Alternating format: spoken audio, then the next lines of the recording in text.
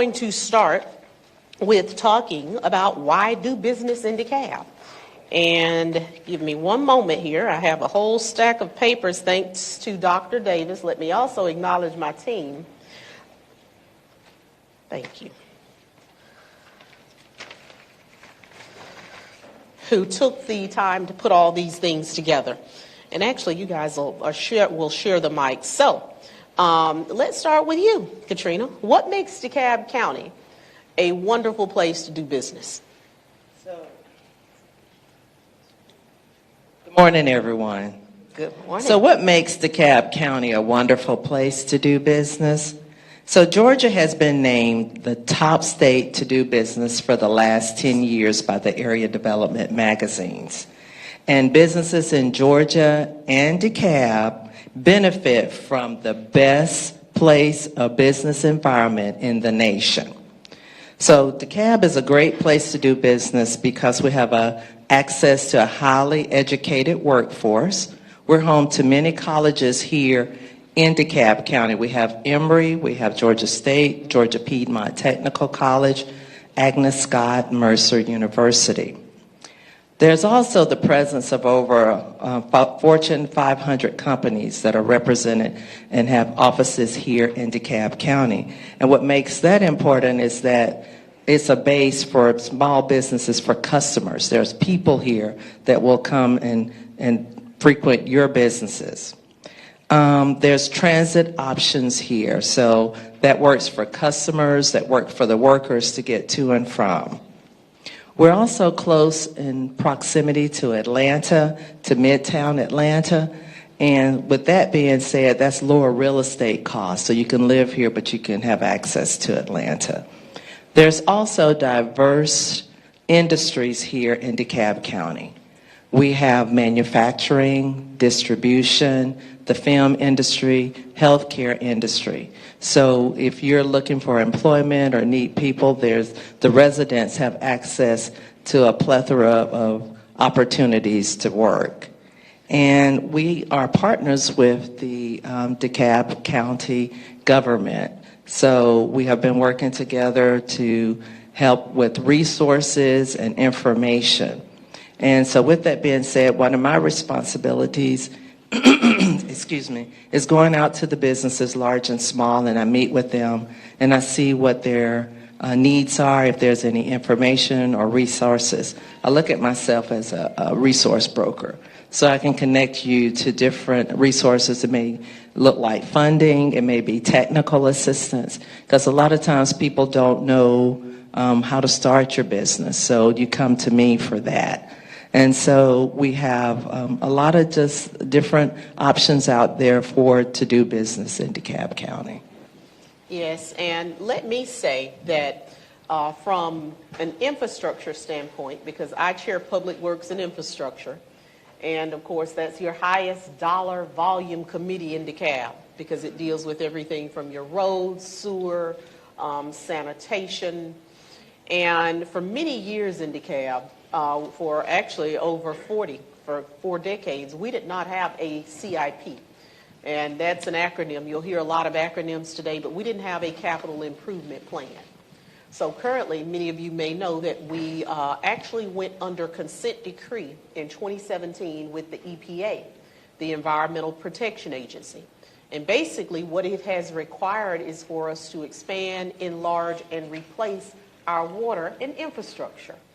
And that one thing, when we say that we have invested over $1 billion in infrastructure, it is going to have an enormous effect also on development in the years that come.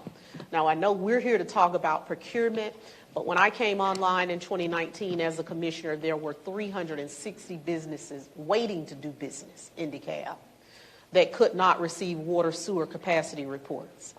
I am in hookup, and I'm very proud to announce today that we're down to 60. So in DeKalb, I think we're very uniquely positioned for the future because we do have the abundance of land that, of course, the city of Atlanta and others that are more densely populated does not have. So that will also play a major role. And we'll also talk about opportunity zones. I don't want to go beyond the script because I'll start talking. So the next question that I'm going to ask, and it is going to be for our Esquire, Phyllis. What is the DeKalb County LSBE, Local Small Business Enterprise Program? And please explain how a business gets LSBE certification. Thank you.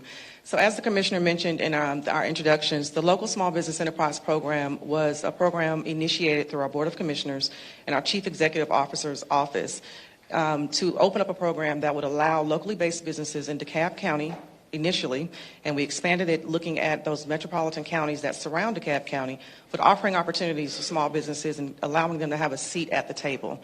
It's about giving them an opportunity to present their business to DeKalb County. We review their information, we certify them as an LSBE, and once we certify them as an LSBE, they are afforded opportunities to participate in our solicitation activities with our procurement department. As the Commissioner mentioned, government is the largest purchaser of goods and services, and in DeKalb County, we are the most diverse county out of 159 counties in the state of Georgia. So there are many opportunities that are in DeKalb County. She gave you the numbers as far as our budget, well over $4 billion, where we're looking to buy goods and services on behalf of our taxpayers and residents here in DeKalb. So the Local Small Business Enterprise Program was initiated in 2006 and it was recodified in 2016. So that means it's an ordinance, it's a regulation, and it's a law in DeKalb County. It must be followed. You can find us in Muni Code. We are codified. And part of our LSBE program, there's a requirement that our prime contractors must come to the table and agree to partner with one of our small businesses that have been certified by the DeKalb First Office. The Board of Commissioners sets our benchmark. Our benchmark are the goals that we're expecting for the prime contractor to meet during the life of the contract. Currently, our commissioners have set our benchmark at 20%. So what that means is that when prime contractors are bidding on contracts, they must review our LSBE certified vendor list, they must select a locally based business to partner with, and they must agree to share 20% of the total contract award with that local small business. So there are many opportunities in DeKalb County. As the Commissioner mentioned, janitorial services. We buy fleet for our police, fire, sheriff. We purchase vehicles. We need decals for those vehicles. They have to be outfitted. We also buy goods for our buildings. Keep in mind, our buildings house our employees. That's where we go to work every day. They have to be cleaned. We have to have supplies for those buildings, paper, copy machines, even small commodities such as office supplies. Those are things that we do purchase. And those are many opportunities for LSBEs to qualify to assist us in procuring those goods on behalf of our taxpayers. We offer a meeting every Wednesday. The first session is at 10 a.m. The second session is at 2 p.m. These are virtual meetings via Zoom. You do not have to leave the comfort of your home or your business to attend our meeting for you to hear about the different solicitations that have been advertised for that particular week. You can find us on the DeKalb County, Georgia website. We advertise there. We also advertise in the legal organ, which is the newspaper where we must make public announcements on behalf of the county government. The legal organ for DeKalb County is the Champion newspaper. Please pick up a copy. Go in there and look at our advertisements for the week. You'll be surprised at what we are buying on behalf of DeKalb County residents. The first step is to register as an iSupplier. Once you register as an iSupplier, and Ms. Edwards will describe for you that process, the second step is to register as an LSBE. We have a table here out front. I'm more than happy to answer any questions for you about that registration process and the certification process and the documents that would be required for us to certify you. I will point out quickly, you must be in business for at least 1 year. So please make sure that you go ahead and get your business license, set up your company, set up your business, and then in 1 year, you can come see us over at the DeKalb First LSBE office, and we'll be more than happy to assist you. Thank you. Yes, and I think this is a good time to pass the microphone to Ms. Edwards, because one of the things that I want to say, it is really important that we engage our local small business community. Because I want to see our dollar turn over more in our community, okay? So everywhere I go, it's sort of been a little crusade. When I run into people, I say, hey, do you have a business? Are you doing business in DeKalb? And I'm always shocked by how many have a business but are not. It is a very simple process. Because, of course, to be certified as an LSBE, it's not based upon your location. But for me, I want to see you all, people that are in this room, people that live in DeKalb County, people that have an interest in DeKalb County, be a part of that program. So, Ms. Edwards, I'm now going to turn it over to you to tell these good folk. I almost wish we had a very interactive demonstration because it's not a hard process. But you will not receive opportunities until you go through the process. Good morning. So in my role, I am responsible for vendor management. So to become a DeKalb County business, you must first register. Okay. We are a paperless county. Therefore, our registration process is located online. It is at the DeKalb County, Georgia website. There is a purchasing and contracting departments page, and that is where you will find a wealth of information. So even though I am speaking on completing your registration, please, when you get to the purchasing and contracting page, review the entire page. There is information upon information on that page to prepare you to do business with DeKalb County.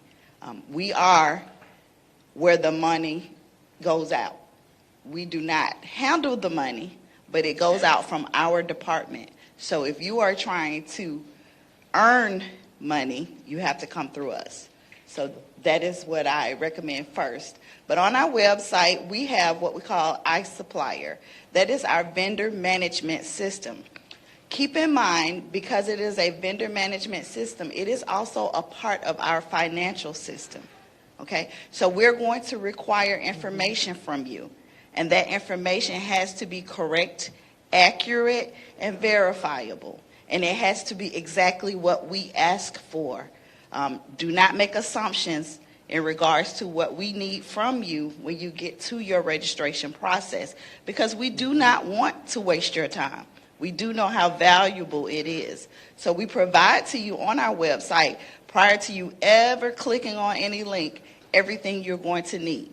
So if you take a moment to review that information, you'll know before you get started what you need. If you need something that you don't have, it is there on the website for you. We don't ask you for anything that we don't provide for you.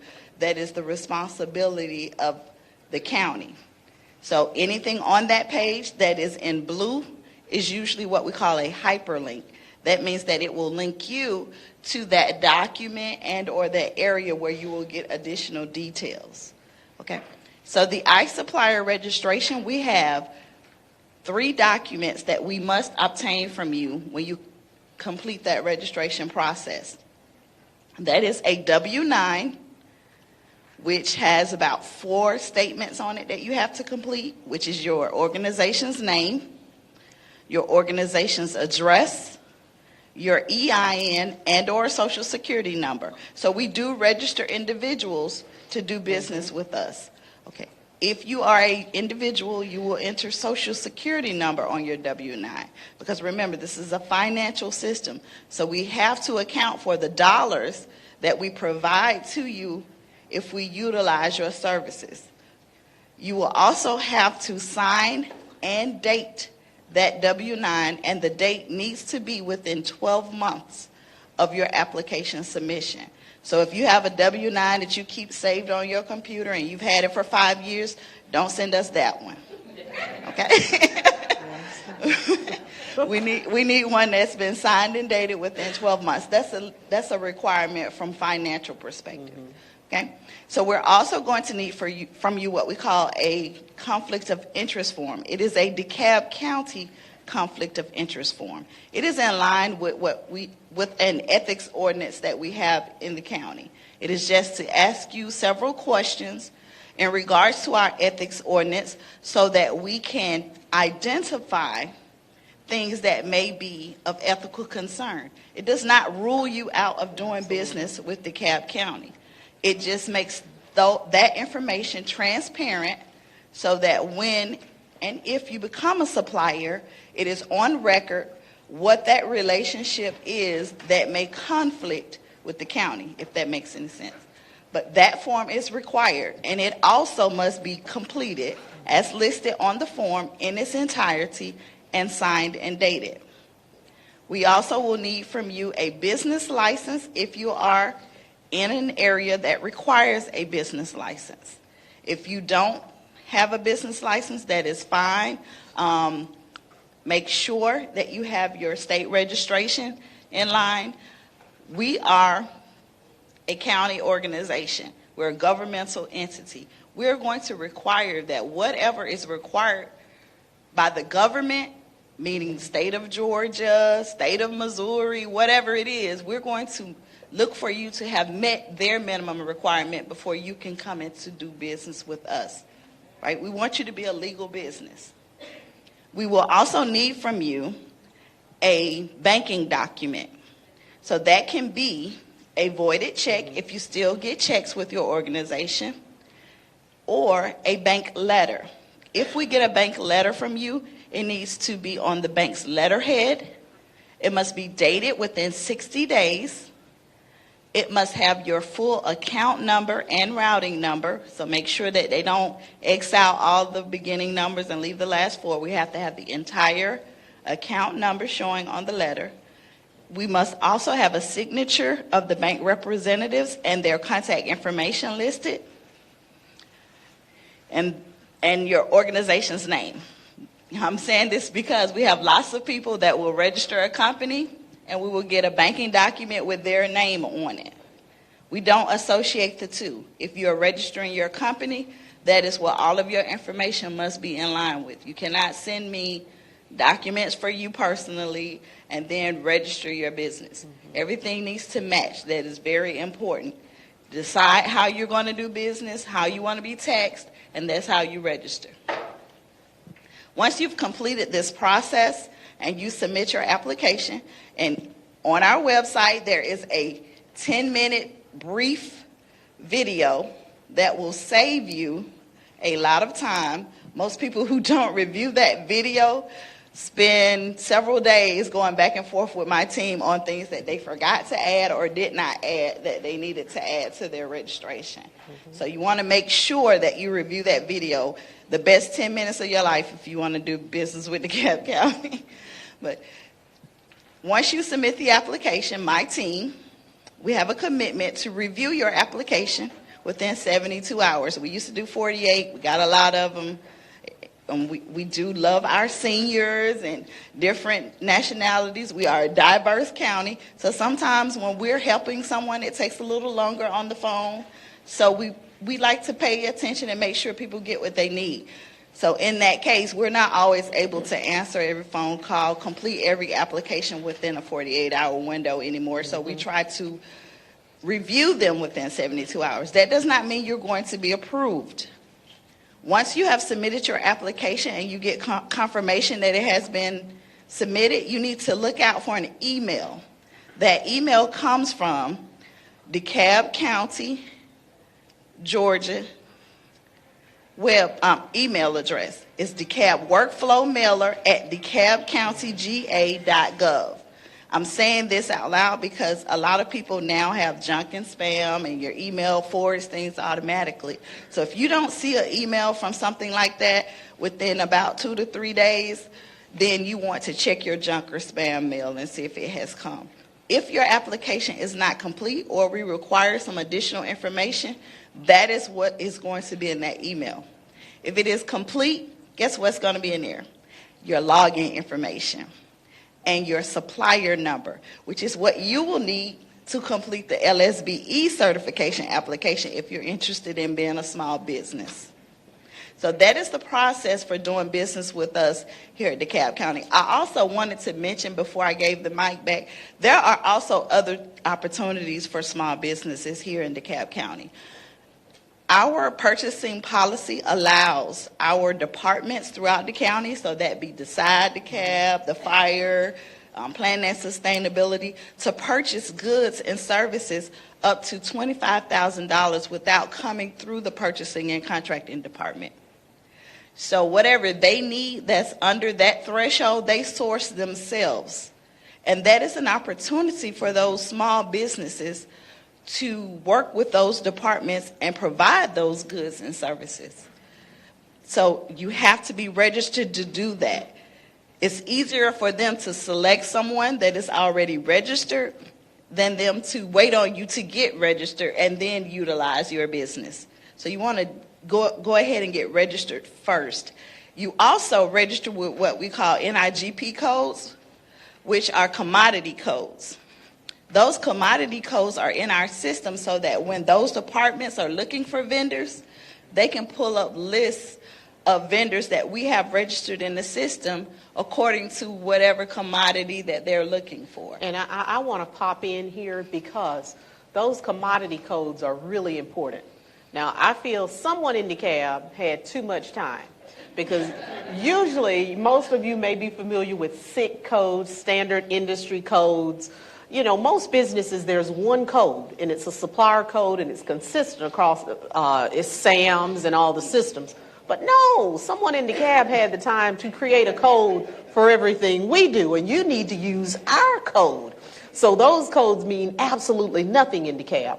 But what's really important is, I often give an example.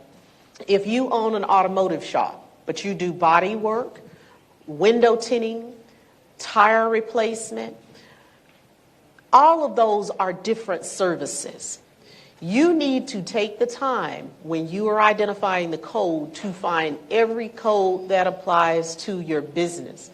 Because once you're in the system, when there is an opportunity through procurement, those are the codes that we use to contact individuals that provide the service. So the codes are honestly one of the most critical steps in the process.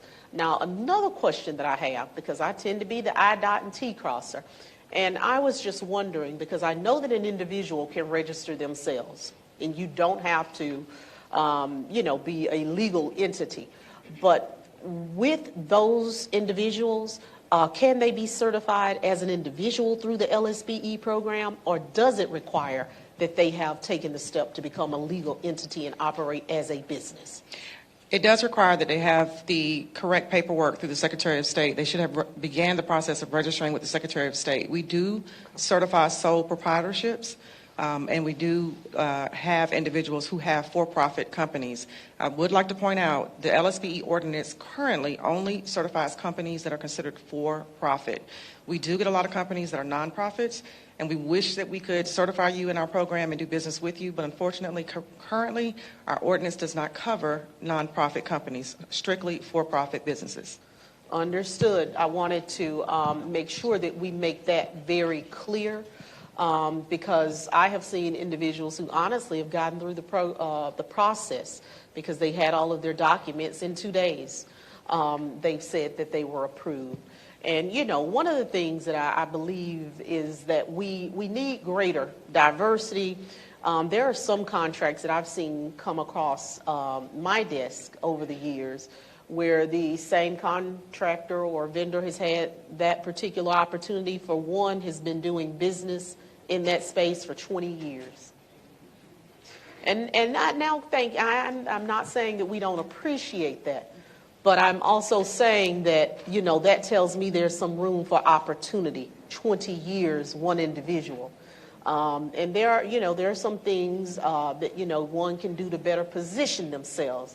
You can always request through open records previous contracts that have been submitted or proposals that are associated with the bid that you're going after, so that you can see how to be more competitive, because then you will understand the pricing that was associated with the individual who was awarded the contract.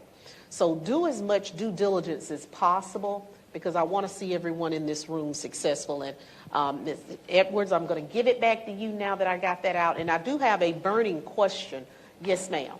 Yes, this is from Ms. Edwards. Says I went through the process of the iSupplier registration, and in one of the steps is the one with the bank letter that you have to have. I wonder, is there a possibility, or has the county reviewed these steps in Ohio? Because that actually delayed our approval for over 2 months, because they were asking for something that the bank does not provide. I went back and forth to Bank of America about 5 to 6 times, trying to get the letterhead with the signature, and that's just something that the bank does not provide. And have you guys looked at that or considered? Yes, we do. Not really, but yes, we do. And unfortunately, most of the requirements that we have are based on requirements that we have. So our bank requires us, in order for them to ensure and protect us for fraudulent activity, that we meet minimum requirements. So what we have out there for you is going to be the minimum of what they will allow us to do in order for us to ensure that we are able to recuperate funds that may not, because fraud is real. And that is one of the areas that we deal with it the most in the county, is this supplier process, right? So remember, I said you're going to set up a vendor account when you complete this registration. Well, you're a small business. You are bait. You are the easiest bait, because most small businesses don't invest in IT on their side to ensure that their systems are secure and that they don't have issues with hackers. So that's one of the reasons why.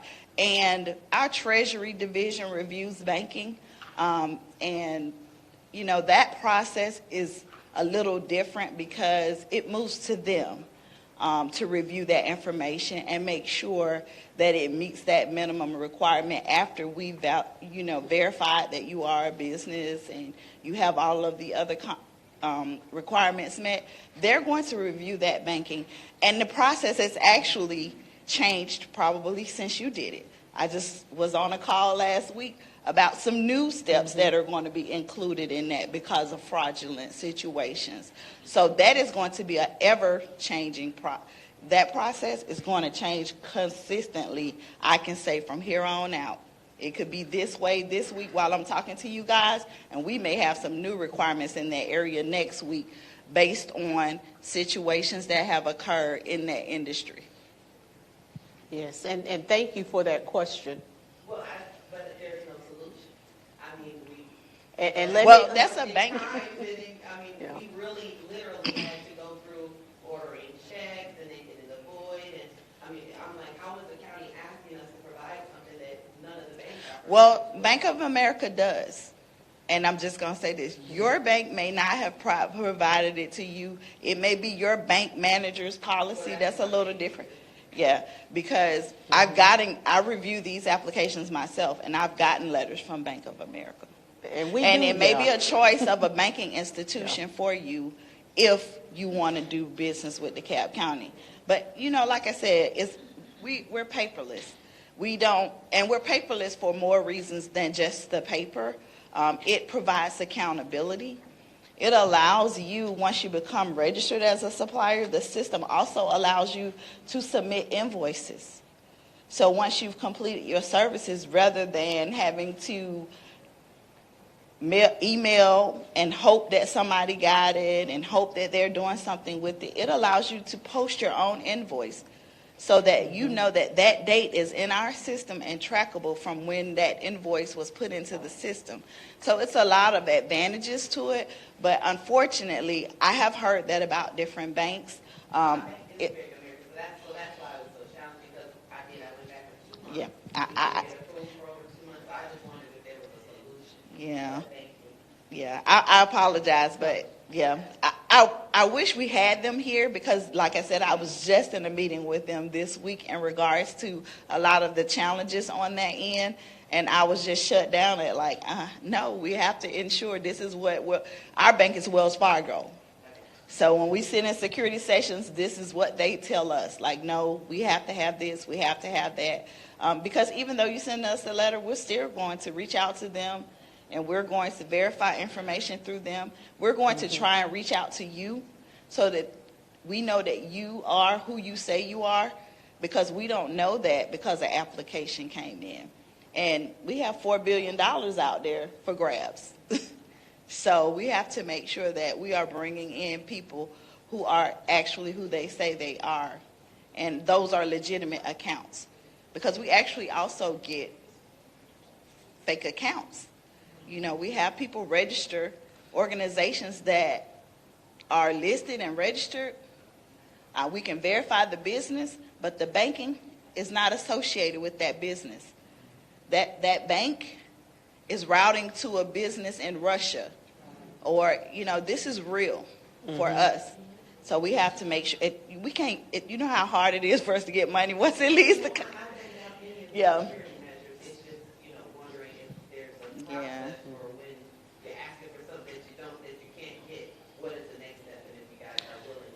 Yeah.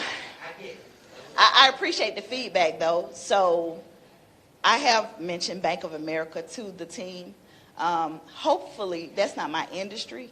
They're brainstorming ways that we could try to figure out how to get around, because Bank of America is a big bank here in Georgia. Let's just be real. So, hopefully they'll figure out something that we can get from Bank of America, or if there can be a relationship established between Wells Fargo and Bank of America that will allow us to complete some type of verification. And we're also looking for systems that will make it a little easier and maybe better to verify those banks. And let me say, these conversations are important because as small businesses, it matters. The same way it matters who represents you, it matters who you bank with.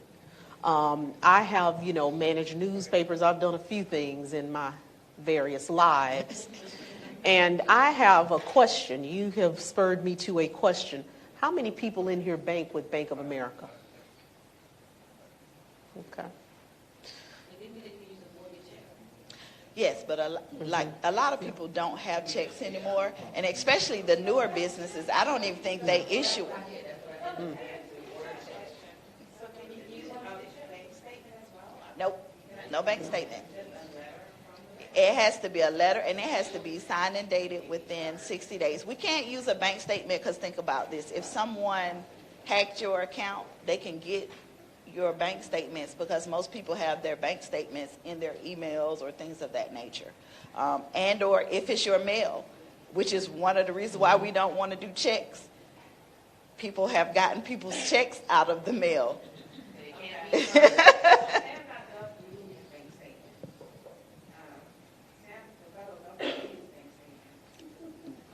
Yeah, we can't confirm with banks. No. No. No. Totally well, separate some entities. certain grants will require it. So if you end up trying to do business with a department that is using grant funds, they may require it because I have to research SAMs to make sure that you're not debarred. So if you've worked with them and been debarred, you're probably not going to make it through the application process. Okay. And I know that there are still some and feel free to be fluid with the conversation, but I know that you still have, Ms. Edwards, a few slides that are up there. So hopefully, I'm not sure if you've made it through the process. I know that we are sort of using those slides as a backdrop as the conversation takes place. Commissioner, can I ask, can we put the slide up there on for the LSVE program? Because I think it would be helpful to the audience to see how to start doing business with DeKalb County. Absolutely. So there is a slide within my deck that I think would be a great starting point. It's really to just provide you with information on what do you do. So you got registered in the iSupplier system. You came through my office and was registered as an LSVE. You're ready to do business with us. How do I begin? Where do I start? As Ms. Edwards mentioned to you, you can start with the departments. I always recommend to small businesses, knock on their doors.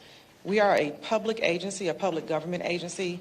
We can't turn you away. Schedule a meeting with the departments that your business can impact, or you can sell your services and goods to that particular department. Go to our website. All of our departments are listed there in alphabetical order. Go down the list. Go to their website or their web page. Look at what their budget is for the year, what the commissioners have approved as their operating budget for the year, because that's what's utilized to buy the goods and services. So schedule those meetings. Talk to the project managers. Go and do open records requests. Find out for any particular bid that we awarded what the winning contract amount was, what the company consisted of, what did they submit to the county that made us recommend them to the Board of Commissioners for an award. Do your homework. I tell everyone at the Wednesday meeting, be diligent in wanting to sell your services to DeKalb. There is money there, but you have to do your part. So go knock on those doors, make those calls, schedule meetings with the department heads. They cannot turn you away. We're a public government agency. They will set a time frame to meet with you, send them a capability statement, tell them what you can do so they know, so that they can recommend to the procurement department, hey, I have this company over here. They say they're registered with you. They've said that they're an LSBE company. I'm interested in seeing what they can do for our department. How do we go about doing this? So please utilize those opportunities, set those meetings, visit our website, and utilize that open records request process. I know Ms. Edwards probably doesn't want me to say that because her department is responsible for responding to those, but use the open records process so that you can see why the company was selected and recommended. We make recommendations. The Board of Commissioners award. So our recommendations to the board, you want to see why that company was recommended and when the board made the decision to use that company for services for DeKalb County. And thank you for those comments, and thank you for pointing out the DeKalb County Commissioners do not involve ourselves in the process. I have never called anyone to say that, oh, I have this wonderful person. That's not what we do. You have to go through the process. But again, you know, as I sit here, I want you all to think big. For many of you that are small businesses, earlier, Phyllis pointed out that there are 159 counties in DeKalb. If you look at just your top 5, your largest metro counties, we all have these same opportunities. And out of the state of Georgia, DeKalb is the 4th largest. So you have 3 others, Gwinnett, Cobb, and of course Fulton County, that are all larger, but they all have these types of programs. We're just telling you because my first concern is you doing business right here. And I can't take all the meetings. So when you go to our website, unfortunately, I can't do the meetings that Phyllis mentioned for everyone because purchasing people are in the process. So we cannot speak with every vendor about what they sell. So when she's mentioning reach out to the departments, she's speaking on those departments individually that are looking for services and goods. And never reach out to them in regards to anything that is advertised on our website in a formal manner and or advertised in the paper, because once it is advertised, any communication has to go through what is listed in that bid package that is advertised. So there's usually what they call a Q&A period, which is the question and answer. And during that time period, you need to make sure you review and identify any questions you have and submit them. And they all will be answered through what we call an addendum for everyone to see so that it is fair and transparent. So you can ask questions about regular things, but once you see something in that champion or on our website, do not reach out to those departments and ask them questions because they're not allowed to speak with you in regards to those formal solicitations, because it's unfair, right? You may get knowledge that another vendor did not obtain. So we keep it fair by getting all those questions pulled in one place and responding in one place at one time for everyone to get the same answers. As a general rule, most people have the same question, I found. So I think we have a good process there. I saw a hand. Yes, ma'am. Yes, you mentioned the champion paper a couple of times. I know they used to be in the box. Where are you locating those papers at today? I can respond to that. You would have to go to the champion. And I say that because prior to COVID, honestly, they were in our building, but they aren't anymore. And honestly, I urge each and every one of you in here to be digital. Pull it up online. And that way you don't have to go anywhere. Just, you know, for me, every morning I have about an hour where there's 3 newspapers that I read. But, you know, if you're interested in opportunities and you want to know what's out there, of course, if you're in the system, you're going to receive notification. That's how it really should happen, is you're registered with us, because you can't just see a listing in the champion and respond. You have to already be through the process. Well, it's going to direct you back to It's going to whatever we advertise in the champion, it directs you back to our website to pull up the full documentation. So can you get a subscription to Champion? Yes. And so what's that? If you go to the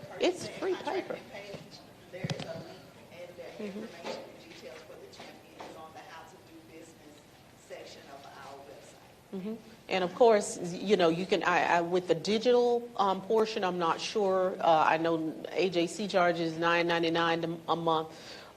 But I do believe, and that's very interesting. See, $20 a year. Okay. But I do know that they're trying to get people to do the digital.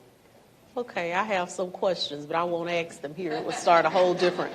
Okay, yes, sir. They still deliver the paper to the courthouse. If you want the paper.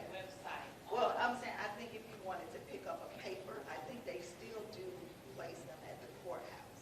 Because, you know, all of the legal advertisements have to be in them as well. So I think they still drop them at the courthouse.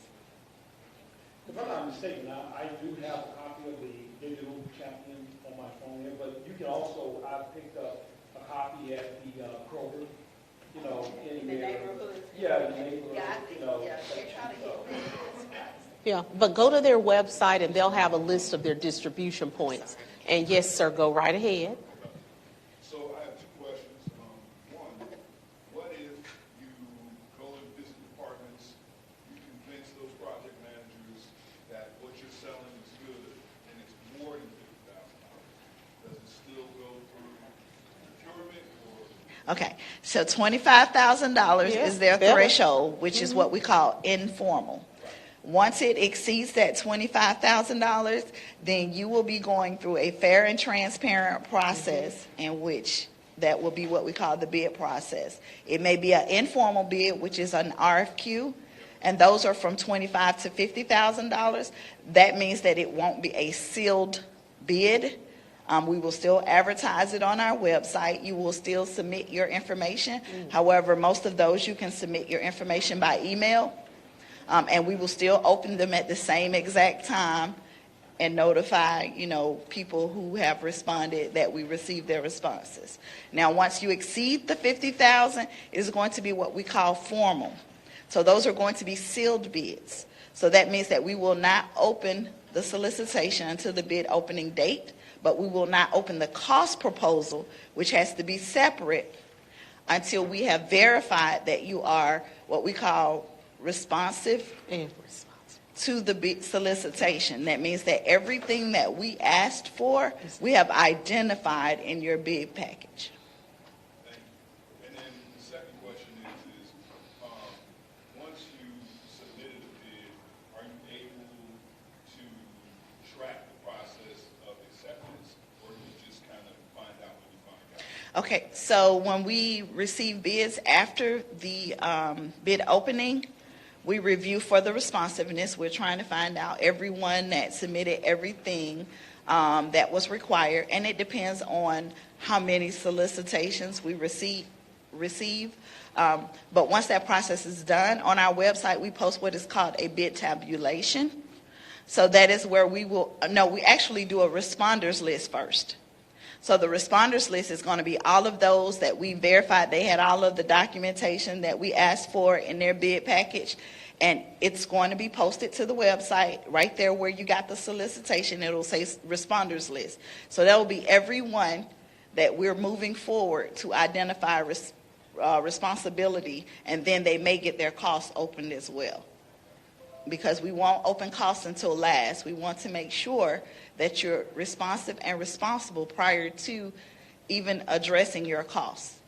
Because everybody has always said DeKalb County picked the lowest bidder. No. They're going to always pick the cheapest bidder. No. Well, if the cheapest bidder has figured out how to submit their paperwork, we are going to choose the cheapest bidder.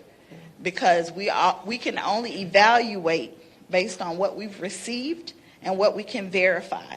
So if they've made the people who they have done business with in the past happy, and we can identify that they're responsible, they will move forward. We cannot utilize our assessment personally on vendors. We have to have verifiable reasons to make a vendor non-responsible. And let me also say, though, that, you know, sitting where we sit, I have seen times when the recommendation was not for the lowest bidder. Because, you know, in Public Works and Infrastructure, we have a mandatory requirement of audit on any contract that's $3 million or more. Now, since becoming chair of that in 2020, it saved DeKalb County taxpayers $57 million. Sometimes it was just simple errors in accounting that we found. Sometimes, as audit has gone through, various contracts, and that's, on that side of the aisle, we found that there was no way that they could have supplied the product based upon the quote.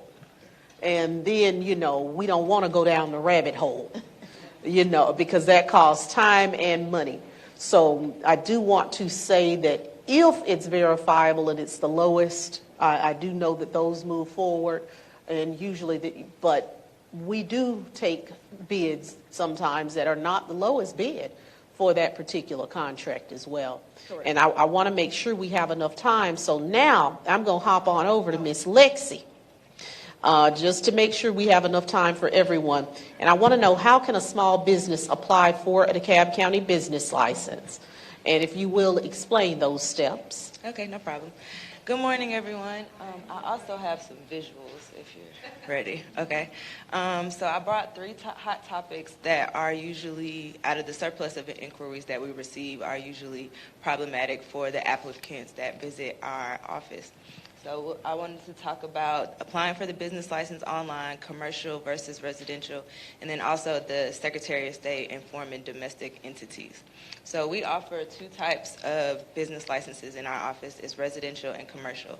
If you're operating out of your home, you would apply for a residential business license, and if you have a commercial location or a storefront, brick and mortar, things of that nature, or actual building, you would apply for a commercial business license. It's always my recommendation that you all come to the office if you're applying for a business license before you sign any contracts or leases, because unfortunately we see in our office where people have signed a lease or a contract and they're obligated to pay rent. However, when they come to apply for their business license, they legally can't operate that type of business or occupation in that space. So information is free. We have a surplus of different divisions in our department, which includes zoning, planning. So any questions that you have, you can come down to the office and speak to any of our representatives, and they'll be able to provide you with the information necessary for you to operate a business. Second, if you're operating, can you go back one? A commercial space, before you can apply for your business license, a commercial business license, a certificate of occupancy is required. So a lot of people get confused when they get into the business license application process, or they submit an application and they have a commercial space but they don't have a CO. So make sure that you speak to the permitting office before you sign any leases. Make sure that your building is up to date. The certificate of occupancy basically ensures that your building is up to code. Sometimes power gets turned off. They won't turn the power on until you have certain inspections. And also speaking with your landlord, there might be things that aren't up to code that you will be liable for. So there are things that you can do before you sign anything just to ensure your safety, make sure that you're not taken advantage of, but also that you're not confused that you're in a permitting process and not a business license process. The business license process in DeKalb, once you submit your application, pending application completeness, is 5 to 7 business days. So what ends up holding people up in the process is your building not being up to code, or you have to get separate permits, or AC unit has been installed and you have to have inspections. Those are typically where people are in the process, and they're confused that they're in the business license application process, and those are two separate processes. So that only applies for commercial. If it's residential, it's pretty much a application process. You submit your application to us, we'll review it for completeness, and make sure you have all the documentation required. Our applications are available online. We'll review it and classify your business. We'll give it a national industry code, and it basically just gives you a taxation code based on the services that you're provided. Once it's reviewed and you pay your fees, we'll email the license to you, and it's also available on the online customer portal, which I'll show you guys shortly. Outside of a business license, depending on your occupation, there may be other licenses that are required of you. For instance, if you were a doctor and you want to open a doctor's office, you would have to have your state license, your medical professional license. So in our office and on our table out front, we have a matrix that'll show you all of the documents that are required based on your license type or business type that you want to apply for. So if it's an emission service, you may need a clean air certificate. So there are different elements that apply to different types of businesses. But that information is still available in our office before you make any decisions, so you're clear on things that are required of you before you make any pertinent decisions. Lastly, the Secretary of State, a lot of people get confused that that is your actual business license. That is not your business license. It's a registration and forming an organization or a domestic entity. So unfortunately, we see a lot of people that are operating illegally because they haven't applied for their business license. So also, a business license is known as an occupational tax certificate, and that gives you permission or allows you to operate legally in DeKalb County. It's a requirement if you want to do business. If you don't have one, you'll be subject to a citation, and we don't want that for our applicants or constituents. And I'm going to pop in here because during the global pandemic, COVID really exposed the fact that we had a lot of businesses that weren't legitimized. And as a result of omissions, sometimes plain and simple, just ignorance, did not know. And in some cases, wanton disrespect for the process, they were unable to seek funding that would have been critical. So I encourage all of you, to do business the proper way. Even when it comes to your reporting, if you're receiving revenue, report it, because it affects how you're able to move your business forward in the future. So we can't emphasize enough that, when you go through the Secretary of State's office, you have formed a business. But if you're going to do business in DeKalb, you need a business license. And of course, there's a little bit of taxes associated with it. I want your taxes. I need my tax revenue. But we can pay you. Yes, exactly. So we can pay you and purchase these goods and services. It's called the cycle of life that we have going on here. But it's truly in the best interest of everyone. Also, I want to say that during the pandemic, we began to look carefully at what we were doing, because a lot of businesses that had been brick and mortar began to move into the home. And they became home-based businesses. A lot of people went digital, went online, looked for ways to push goods and services there. And previously, when I came into office in 2019, you could not operate a home-based business without an approval letter attached to the application from the landlord. But we actually, in the county, did away with that requirement. Because in many instances now we have LLCs, Wall Street, and private investors that own homes that not even the tenant can reach. And we didn't want people whose livelihood was on the line to be adversely affected when they're doing good business because they can't reach a non-responsive landlord. So we've removed that encumbrance. So now get that business license. So even if you're home-based, you're operating properly. And add your DBA tour or your fictitious name if you want to be a supplier for DeKalb County, because we can't register your nicknames without it being documented. I agree. We just want to make sure you get the full picture. And Lexi, did you have anything else you wanted to add? Yes, and just to piggyback off of her, if you do need to register a DBA or fictitious name, you will do that with the Clerk of Superior Court in DeKalb County. Yes. So if you have a business license in Stonecrest, you also have a business license in DeKalb? No, so it's based on location. So if your home or business is located in DeKalb County, unincorporated DeKalb County, you would apply for your license with us. If you're located in the city limits of Stonecrest, then you would apply for your business license with them. And it applies if you are in Rockdale or Gwinnett. It's based on location. So Based on wherever where you the pay business tax, is located. that's where you would get your license. So as part of the requirement, if you have a Stonecrest business license, then you meet the criteria. Correct. Yes.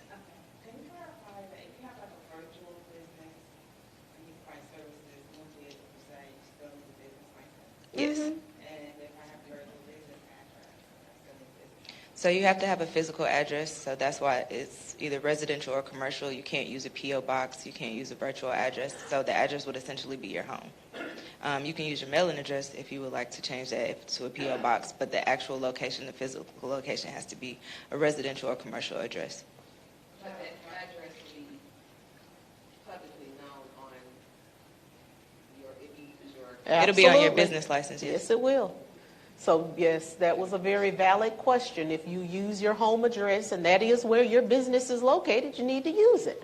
But it will be publicly listed as the address that is associated with that business.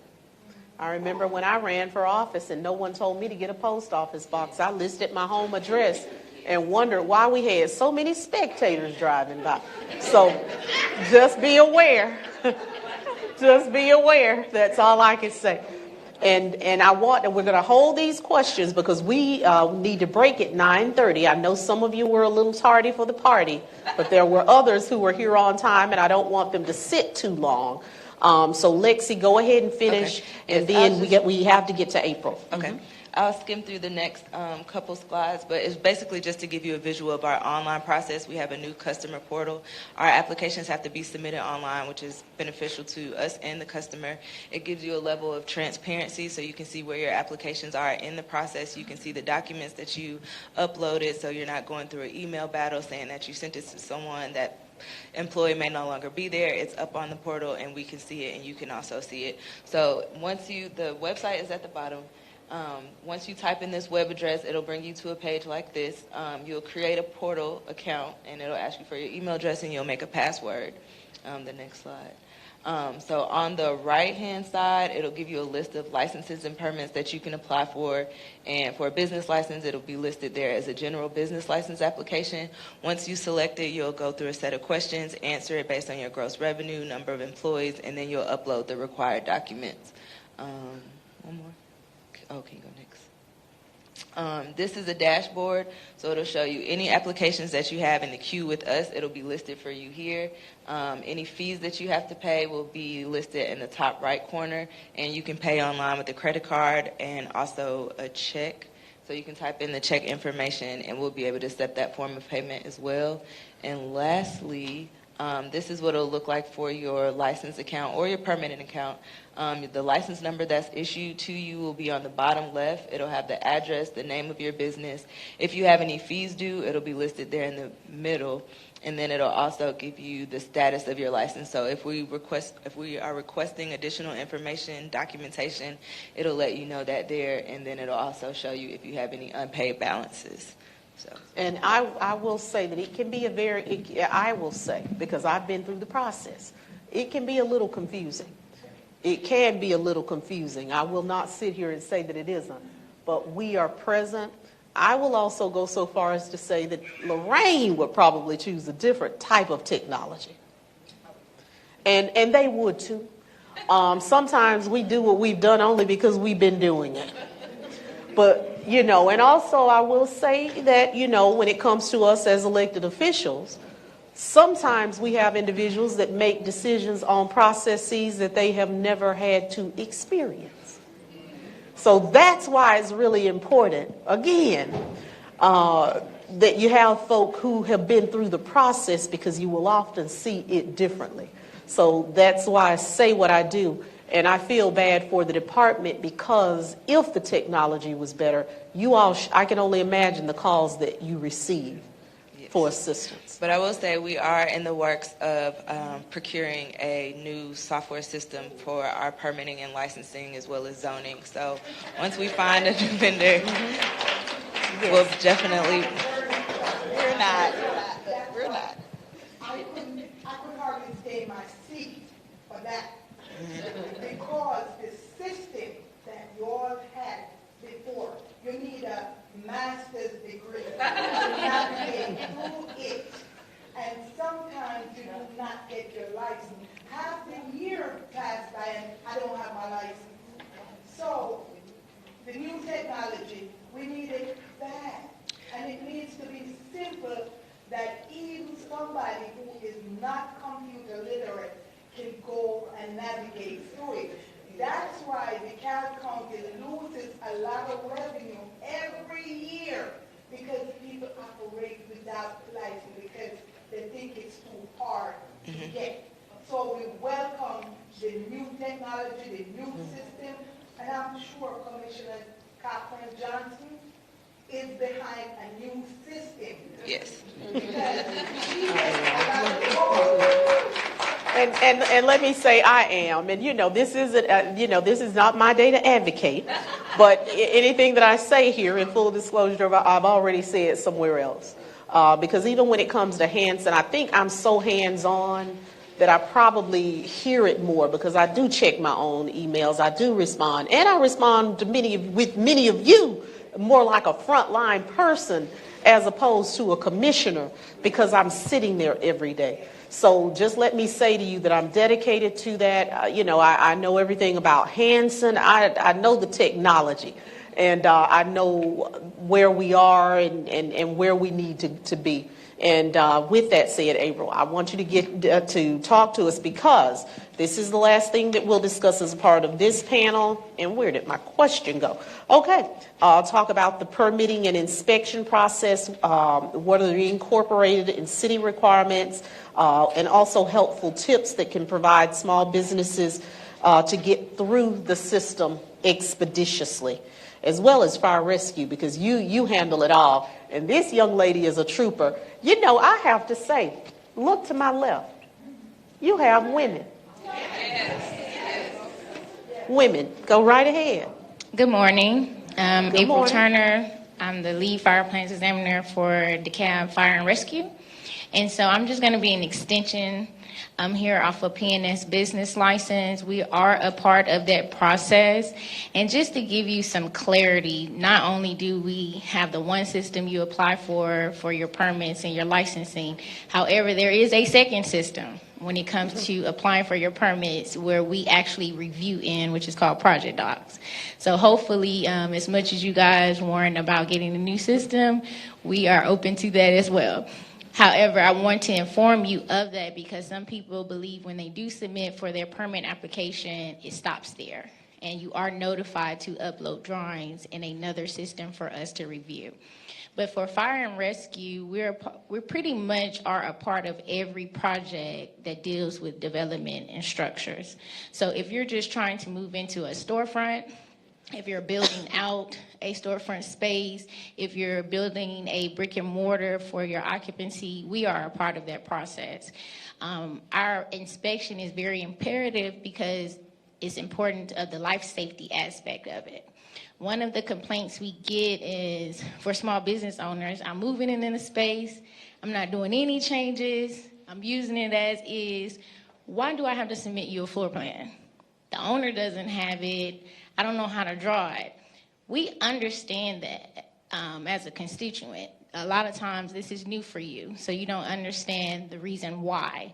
Why do I have to do something when I'm not changing what was?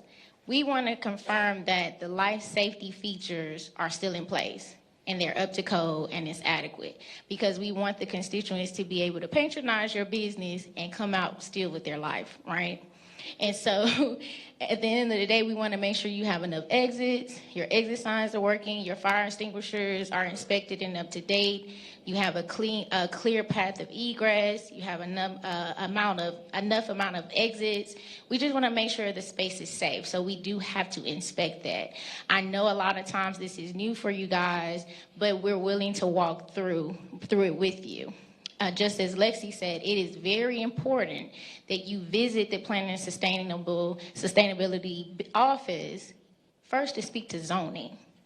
You want to make sure before you sign that lease or that contract that you're able to do that use of business in that space. A lot of times we get excited because we got the space, we got the money, and we're ready to start our business, and we sign the lease. And then when we submit for our permit, zoning says you can't operate there. So we want you to do your research. A lot of times the building owner is not going to tell you what your process is. The realtor is not aware of the process. So you have to do your due diligence to make sure you can operate there. Before you sign those documents, it's so important. And also because I in one life, I've been in the restaurant business as well. And things like grease traps, It's so important that you understand that space, and let me say to you, the sooner you begin to ask for what you need and make that a term and condition of you signing that contract, the more likely you are to get it as it relates to the floor plans and all of those documents.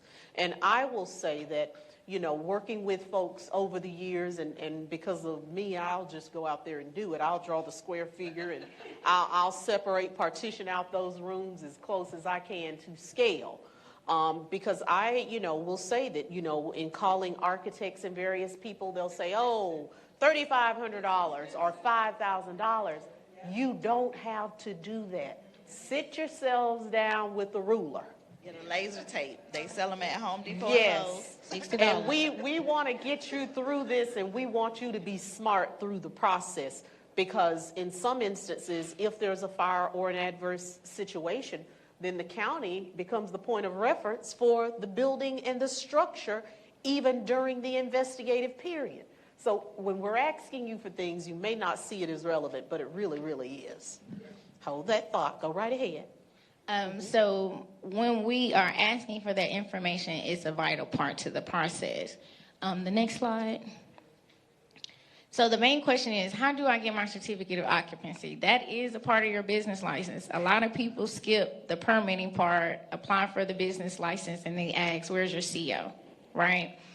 We're part of that CO process, and so you have to submit a permit application to either occupy that space, to build in that space, to do renovations in that space in order for you to get the CO. And the CO is for the tenant that occupies that space. If sometimes building owners may just do work in the building, but there's no tenant, so that's a certificate of completion. So it's two different things, but to get that business license, you need that CO. Next slide.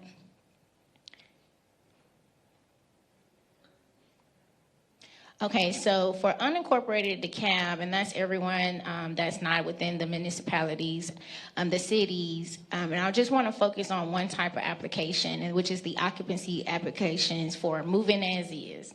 So a lot of people don't understand that term, and it's kind of broad because it covers a lot. But a moving as is a space that you're entering and you're not doing any renovations, no construction. Now, we're not speaking about cosmetic work, changing the floors out, painting walls, patching up holes. But if you're actually doing structural components, putting walls in, and doing any type of construction, that will be a different type of permit. But majority of our small businesses applications that we do receive fall under this. And moving as is are for spaces that are under 5,000 square feet, okay? And they can qualify for a change of ownership, which I am. The restaurant exists, I'm purchasing that restaurant, so it's going to occupy as the same use. Then you have change of use. So the space that was there before is a doctor's office, I'm coming in as a tax office, okay? Or the space there before was a tax office, I'm coming in as a restaurant. A lot of that plays a part of the code. The way we review is strictly by what the building and fire code says, what the ordinance say, what the state mod said. We're only applying to what's set in place to make sure we review under those requirements, okay? And like I said, no renovations.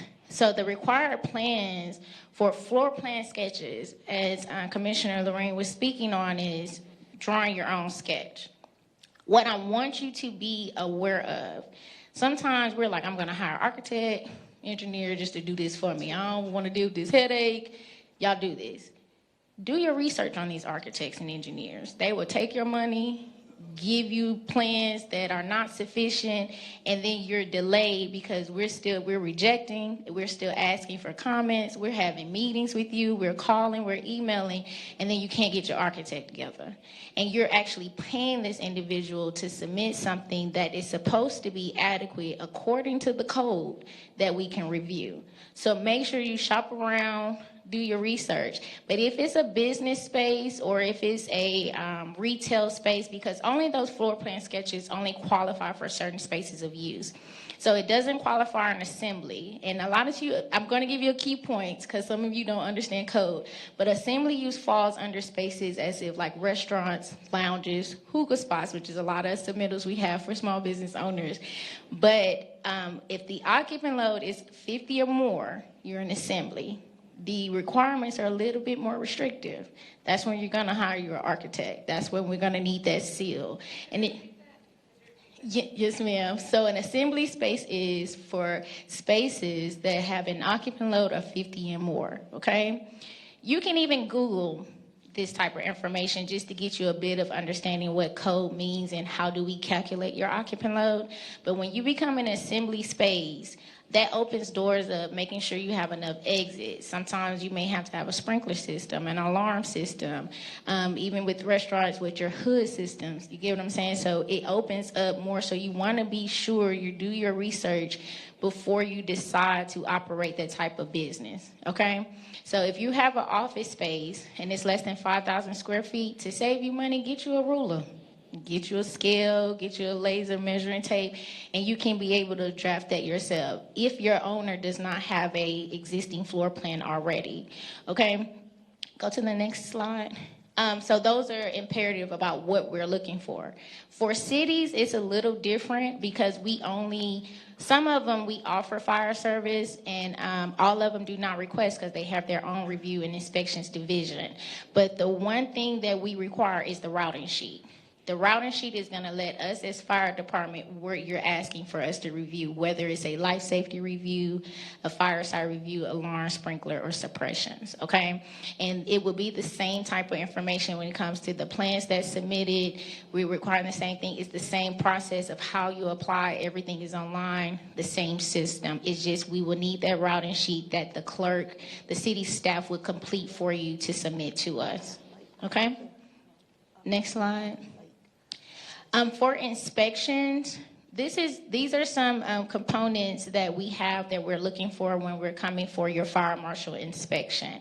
You want to kind of take a look at this because this will help you prepare once you get your permit and you schedule your inspection of what we're looking for. So you want to make sure your address is visible, your suite number as well. Okay, we want to know where we're going because it's imperative if there is an incident, the fire truck knows where to go. Okay.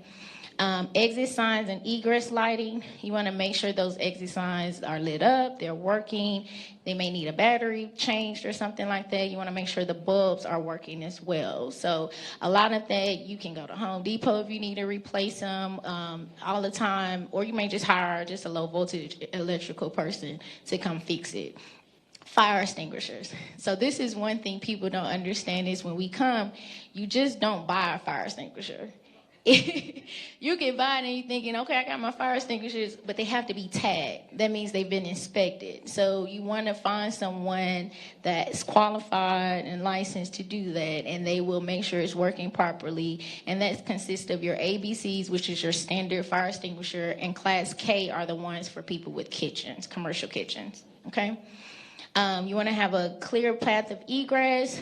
Basically, nothing is disrupting your path to get out of the building. Appropriate locking mechanism, so no keypads on the doors at the front. It can be a lever handle or a push panic bar. And depending on if you're assembly use, you will have to have that push panic bar. Hood suppression systems, you want to make sure they're inspected and they're clean. We had one instance where a guy in an inspection, he had a sticky note for his tag. So you want to make sure you have a licensed professional that can come and tag it and make sure it's up to date. If you have sprinklers and alarms in the space that you've moved in, you want to make sure the owner of the building is up to date and is clear of any type of obstruction, and they have a green tag, okay? And one thing I try to make clear to my applicants is what I review has to be what the inspector sees. So please do not submit a plan just to get yourself an approval, and then you get to an inspection stage and the inspector looks at your plan and it's different than what he sees. Because all it's going to do is route you back to me. Then you're paying resubmittal fees, revision fees. Now you're going back through that process all over again. So you want to make sure what you submit is exactly what's in that space. And you want to have a representative present, whether it's you, the applicant, contractor, of someone, of a friend that's present within those hours for us to come. And you want to make sure you have your permit and your approved plans present. So you want to print out all of the documents once you conclude with us, the permitting department, and then you get to inspection so the inspector knows what they're looking for and that you actually have a permit. And let me say also that if you are in the food service business, there's additional requirements. So some things are industry specific as well. So it does take a lot of due diligence to make sure that you have dotted all I's and crossed all T's. Yes, and once you pass your inspections, then you will contact Planning Sustainability to request your CO. If you're with the city, then you will take our approval, and then you'll go back to the city for their process. So with unincorporated DeKalb, you will go back to PNS to request their CO and move forward to your business license. And be sure to move forward to the business license. Just because you have your CO does not mean you can operate. That's just giving you the go-ahead to go into the space to get ready and move forward to business license. Yes, and let me say that we've gone over on this, but we'll make up time. I know Mr. Mitchell, he moves very quickly, so hate to put you on the spot, but we'll catch back up. I do want to give at least 5 minutes so that you guys can stretch, and we will then begin the second panel discussion. Let me say thank you to all the ladies who joined us here today because for this important discussion, please visit the vendor tables to pick up information and come on back so we can, during the second session, we'll talk about demystifying the funding process. You won't want to miss session 2. Okay?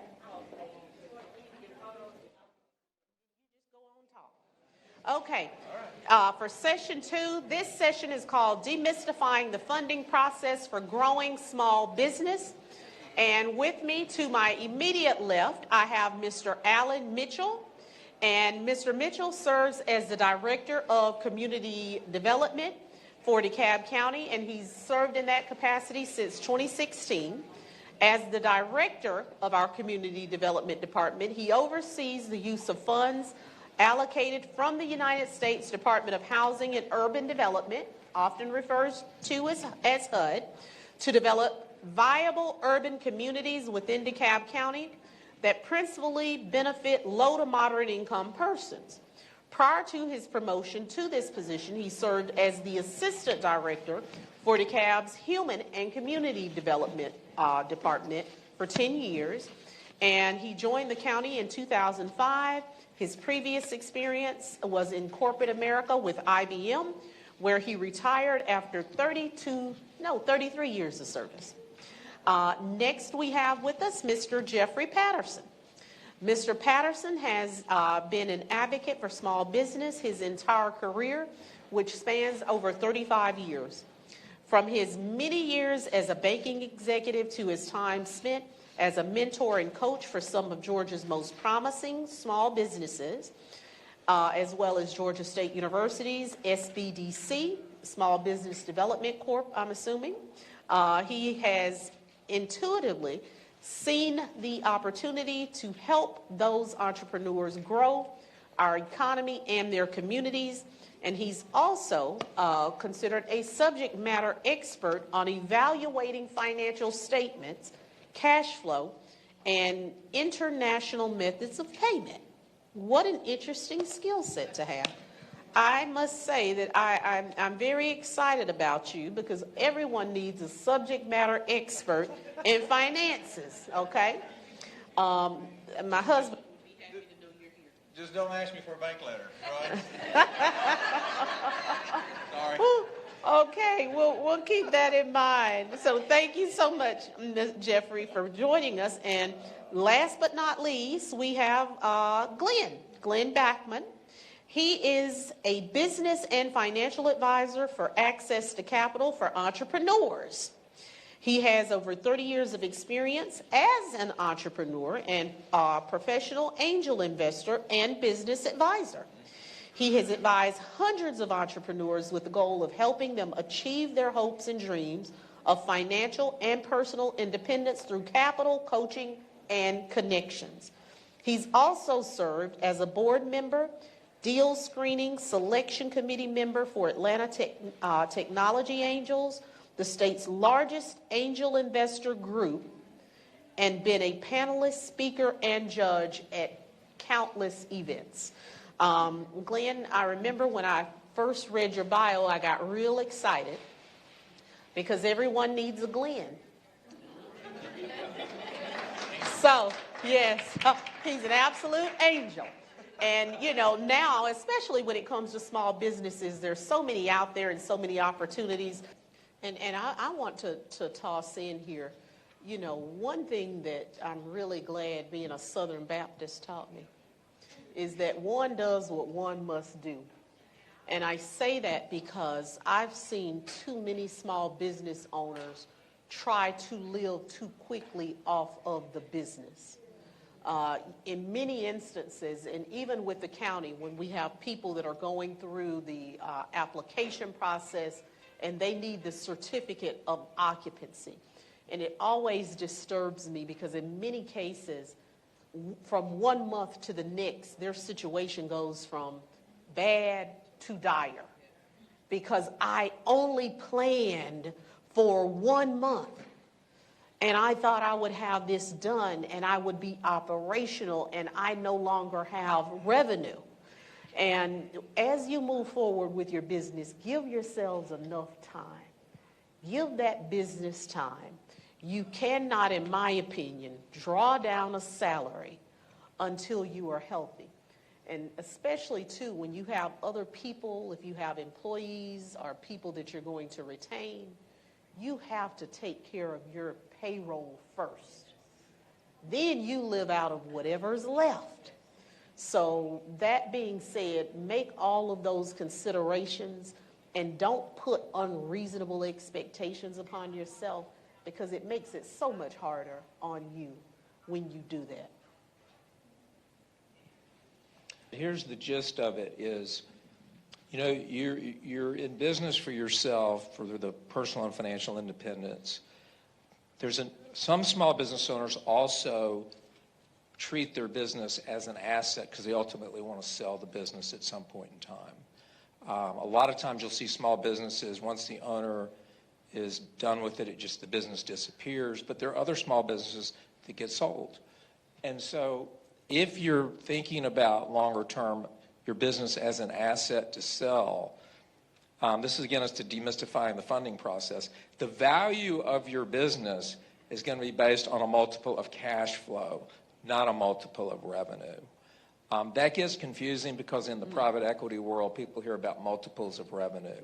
But small business the value is based on the net income, and there's what's called EBITDA. I don't want to get wonky here, but where they'll back out certain costs, pre-tax, kind of what your business is throwing off. They'll add in how much salary you're pulling out. If you have a company car, you get credit for that. You get credit for your inventory if it has value, and if you have machinery. But it's really a multiple. You'll get a multiple of your cash flow. Typically, if your small business throws off under $1 million a year in cash, which is going to be most small businesses, a business broker is going to tell you that if it's just a regular small business, doesn't have intellectual property or anything, you're probably going to get about a 2.5 times multiple on your cash flow, including those other things. So I'm preaching cash flow. We got Baptists up here. I feel like I got to preach something. Okay. Amen. All right. We'll take a collection up in a minute. Okay, I just had to next say. slide. I love it. We'll go on to the next slide. Thank you. All right, we'll go on to the next slide. Okay, raising capital. Typically, there's 3 ways to raise capital. The first way is to self-fund. It's called bootstrapping, where you self-fund using your existing resources. We'll talk about that. The second is to get a loan capital. And then the third, there's some other methods. but really it's the first two. As we go to the next slide, and I'm going to speed this thing up. Okay, here's some numbers. For money coming in, 42%. Okay, if you really want to demystify the funding process, most small businesses are bootstrapping. They're using their personal savings to get started, credit cards, friends and family money. Some of them have second jobs. The gig might be the second job, or the gig might be the primary job, and there's another job. And by the way, a loan officer will count that income in the formula for determining whether you get a loan or not at ACE. That's the primary way small business starts. Then from there, they may, a large percent will then get a bank or some form of third-party loan. These other things that are talked about, grants, you can't build a funding strategy for your business around things like grants. Private equity, the problem with private equity is that for an investor to get his or her money out, you have to scale the business up and you have to sell the business or go public. And typically you need intellectual property, recurring revenue, and high margins, gross profit margins. That is not the profile of 99%. Right now, I'm advising 150 clients for ACE. I have one right now, and I knew because I'm used to seeing sort of the criteria for angel investors. This individual has what's called a term sheet, which means it's not binding, for a $5 million private equity infusion. But the business is very different in its characteristics, and it happens to be a tech business. But where you might get equity, if you partnered and got a business partner into the business, an active business partner, and they had to write a check and work at a reduced income, you might get an injection of equity that way. But I'll painfully watch small business owners saying, I paid somebody to put together a pitch deck, and I'm like, oh my God, this business is not going to, you're going to get really frustrated. Okay, let's go on to the next one. Advantages of getting a loan. It's fast. You don't give up any equity in your business. You maintain full control, which is not true with private equity. The interest expense on your loan is tax deductible. And there are special loan products. ACE, which I'll get into real briefly, is ACE. Our mission is capital coaching and connections for women and entrepreneurs of color. That is our target market. That is our mission. And our primary focus is low to moderate income. We are a community development financial institution. We're a not-for-profit. We're a little bit of a different animal. So we want the entrepreneur to be successful, not just so we get paid back, but we want there to be economic impact in the community. One of the reasons that I'm at ACE is because I'm from Atlanta. I grew up in Atlanta. I love entrepreneurship, and this was a way for me personally to give back. The advising for the clients is free. I'm paid by ACE, but it costs the clients nothing. Next slide. Disadvantages of getting a loan. Qualifying. You talked a little bit about that. How much? You usually don't get as much as you want to get because the lender doesn't want you to get in trouble. They're going to look at the numbers and say, okay, you're approved, but you're approved for X, not Y. You got to repay the loan. The interest rates are a lot higher than they were. When I first started at ACE, we had a loan program with Wells Fargo. It was 4%, and 9 months of the loan was granted for free by Wells Fargo, principal and interest. Those days have changed. We still, I asked internally, I said, okay, they're going to ask about special loan products. They're like, okay. We have a couple, but I almost don't want to tell you them because they're on the verge of being exhausted. One is for women. It's I think it's a 2 or 3% loan. We have also veterans or another, military veterans and spouses of military veterans is also a sweet spot for us. We have a veteran loan product, But those are about exhausted, so I don't want you to go running for ACE saying, hey, Glenn said that you had this loan product. But we have special loan programs all the time. They tend to be based on more demographic than geography. They're not typically county specific. Let's see. A loan may have certain restrictions when you, like, if you want to pay off the loan, we're good with that. You just want to be cognizant when you get a loan of what the restrictions are. We talked about collateral a little bit already. You may be required to get insurance, like business personal property insurance, the stuff in your office, the equipment, stuff like that. Even the furniture and fixtures in a restaurant, even though it's not worth a lot. Quite honestly, some of it is psychological for the lender. They want you to feel that you have skin in the game. And often you're required to personally guarantee the loan if the loan goes bad. The other thing is, if you have cash flow problems, a loan can make your cash flow problems worse in the medium run. Okay, next slide. Equity funding, we talked about a little bit. There are about 5 million new businesses that start up every year. So you think about 5 million, 10 million, 15 million, 20 million. You look at how many businesses that actually get funded using venture capital, early stage, and angel. It's very few companies. That's nationally, that number. 10,000 a year is nothing. So it's not really a very viable option for most small businesses. Next slide. Okay, real quickly, and you covered the loan funding process. I'm going to go through this quickly. But this is kind of what you can expect. We'll go on to the next slide. This is a commercial about ACE. I kind of already talked about that.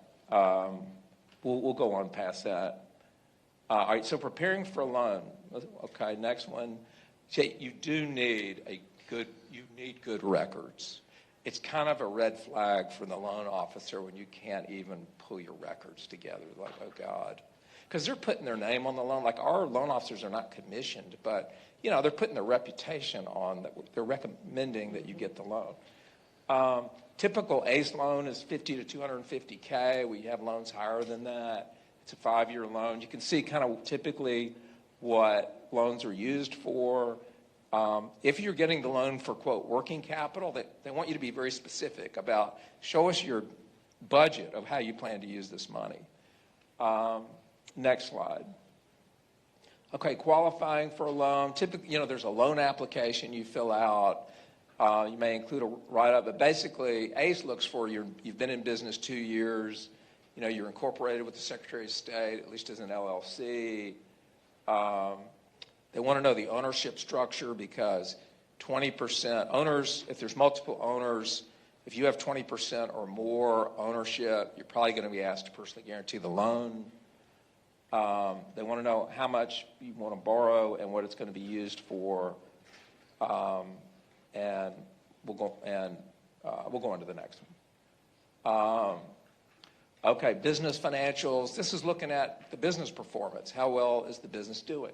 So, they're going to look for 2 years of historicals and a year to date, looking at your profit loss statement, your balance sheet, current balance sheet, which shows your assets and your liabilities.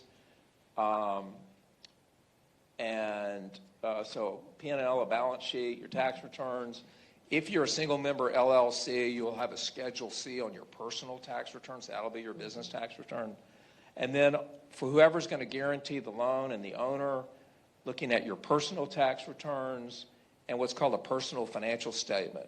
That's a listing of personally what your assets are and what your liabilities are. So like, I own a home, it's worth $300,000, but I have a $250,000 loan on it. So the net of that would be $50,000, right? So it lists, what do you have in cash? Do you have life insurance policy?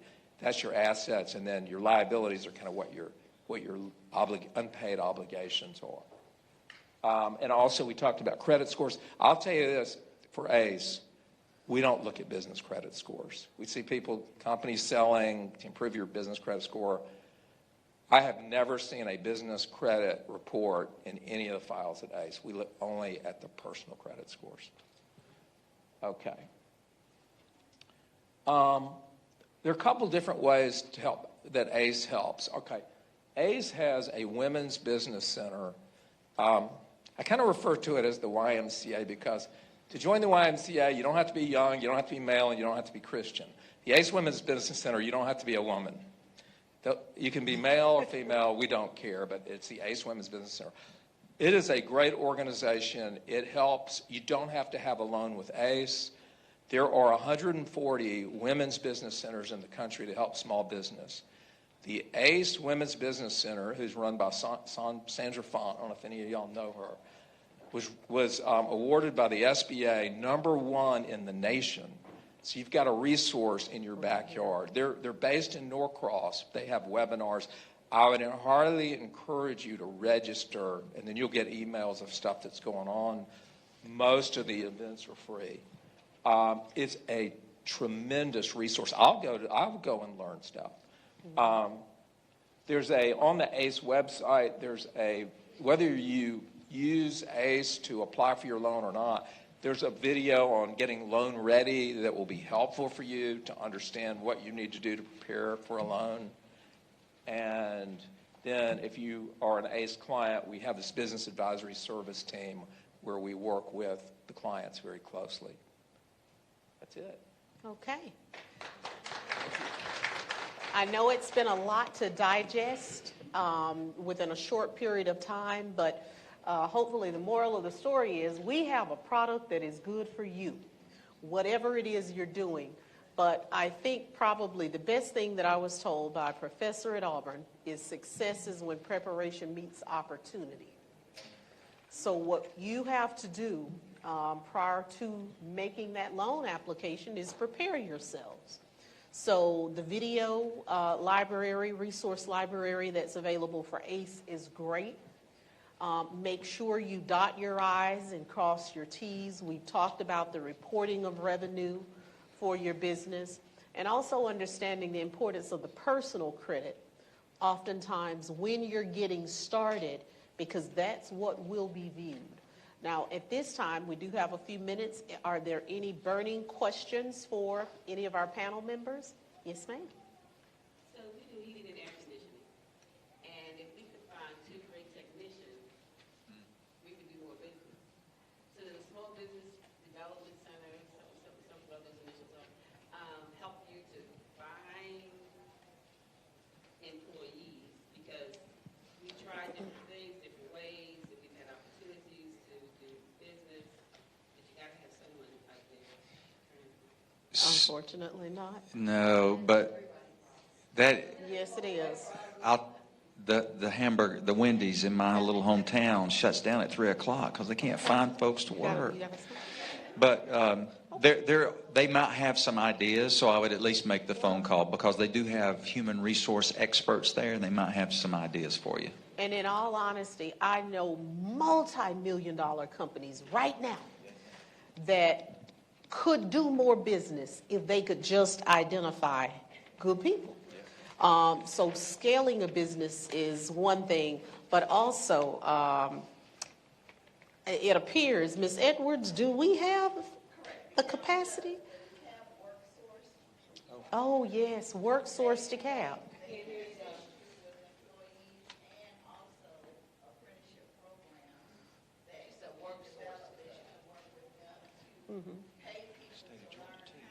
Yeah. So WorkSource DeKalb, and that is a DeKalb County product, may be able to provide some of the assistance you need. So feel free to reach out to my office. I will directly connect you to them, and also possibly the state of Georgia. But again, one of the things that I found, and depending upon the business, because a lot of our water and sewer contractors and others, they're constantly saying, we could take more, we want to grow, but we can't because we're limited to our personnel and staff. It's a difficult thing. Yes, ma'am. Did you have something? Oh, yeah, I was just going to say, I think the programs that were mentioned here today are really good programs, but I think that we're missing an opportunity by not including the power of crowdfunding in the conversation as access to capital for small businesses and entrepreneurs, because it provides more options. The loans, of course, we know venture capital and bank loans, we're less likely to get approved. We're getting less than 1% of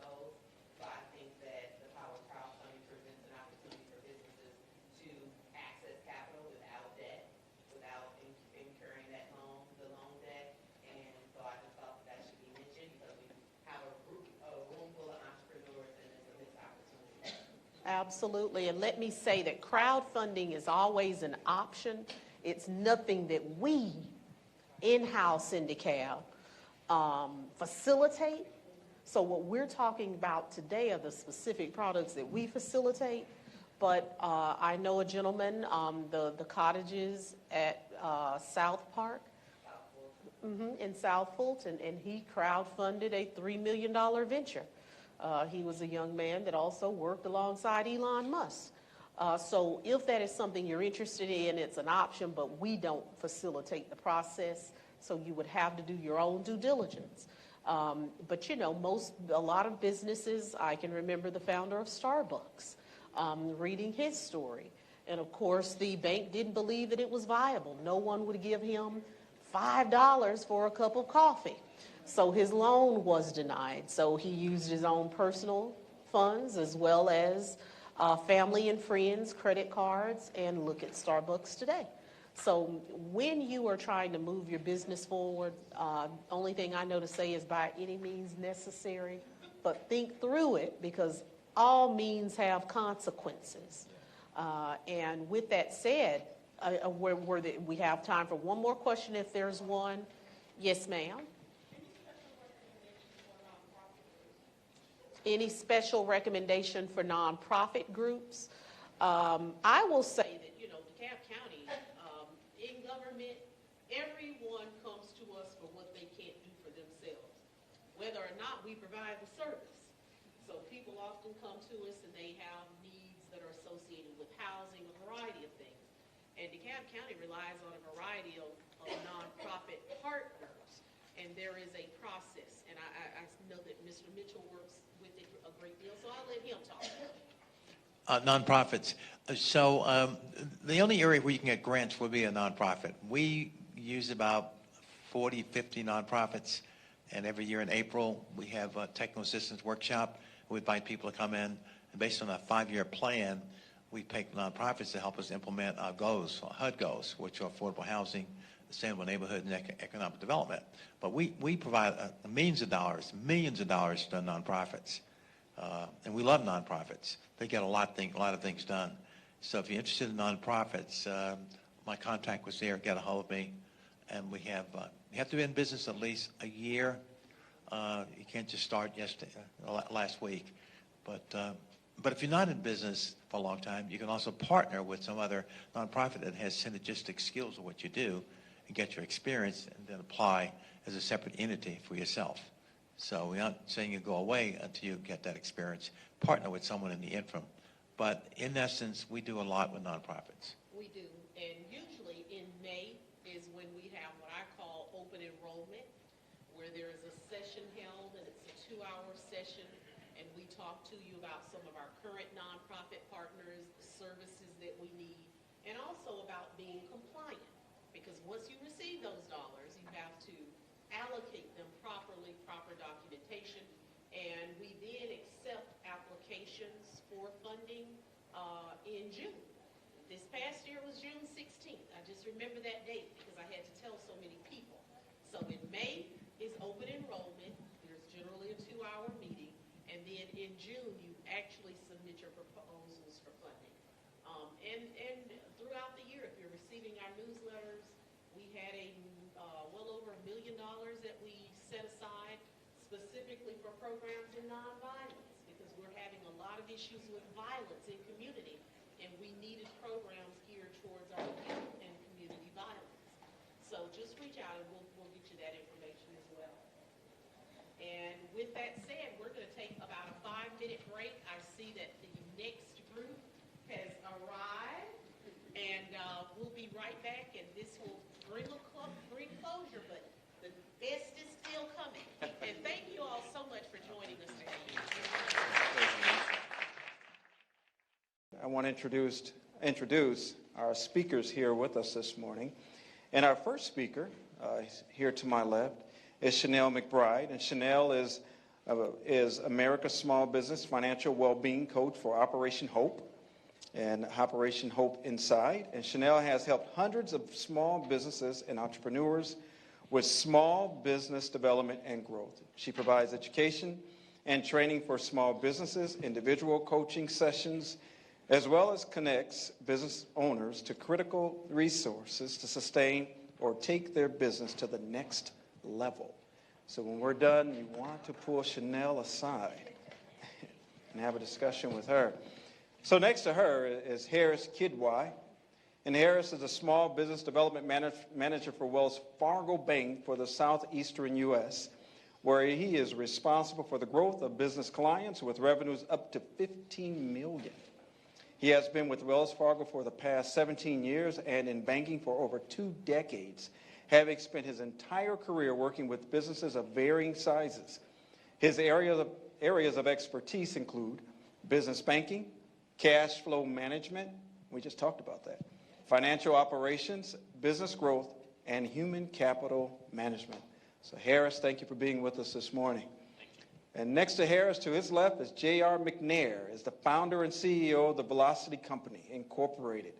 He is considered the nation's foremost startup expert. J.R. has assisted over 10,000 small businesses and startups. In the fall of 2016, Mr. McNair founded the Velocity Accelerator, a Georgia-based startup accelerator with focuses on the tech, medical, and agriculture industries. In addition to his business pursuits, J.R. founded the Georgia Crowdfund Incorporated, which helps to build startup communities throughout Georgia. J.R. has been featured on ABC, NBC, Fox, Yahoo Finance, MarketWire, I got to breathe a little bit, Business Radio X, HispanicBusiness.com, and several syndicated radio programs. J.R., thank you for being with us this morning. And next to J.R. is Fariz Morani, is CEO of Access Loans and Financing and Managing Director of RKR Investment Group.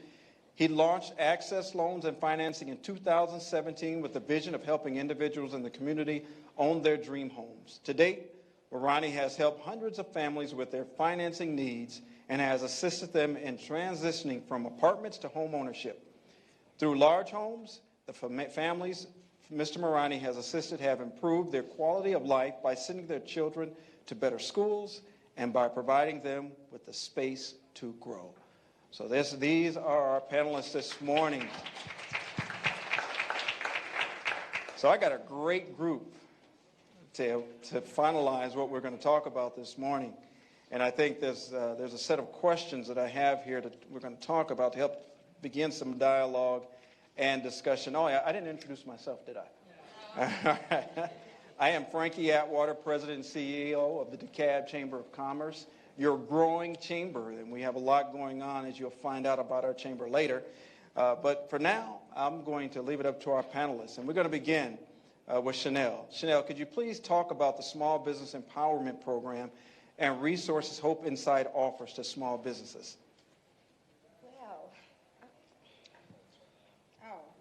There you go. Push it up. There you go. Testing. Oh, there I am. Hey. Hello, everyone. Well, what we have as a small business for small businesses at Operation Hope is a lot, right? So we have personal mentorship for you, your small business, your family, your finances, whether it's personal or whether it's business. I always like to start with your personal finances. If you have a business, if you have a business thought, if you're planning to have a business, if your cousin has a business and you want to go in business, we start with your personal finances. Your personal finances will build your business finances because that's what companies like Wells Fargo look for.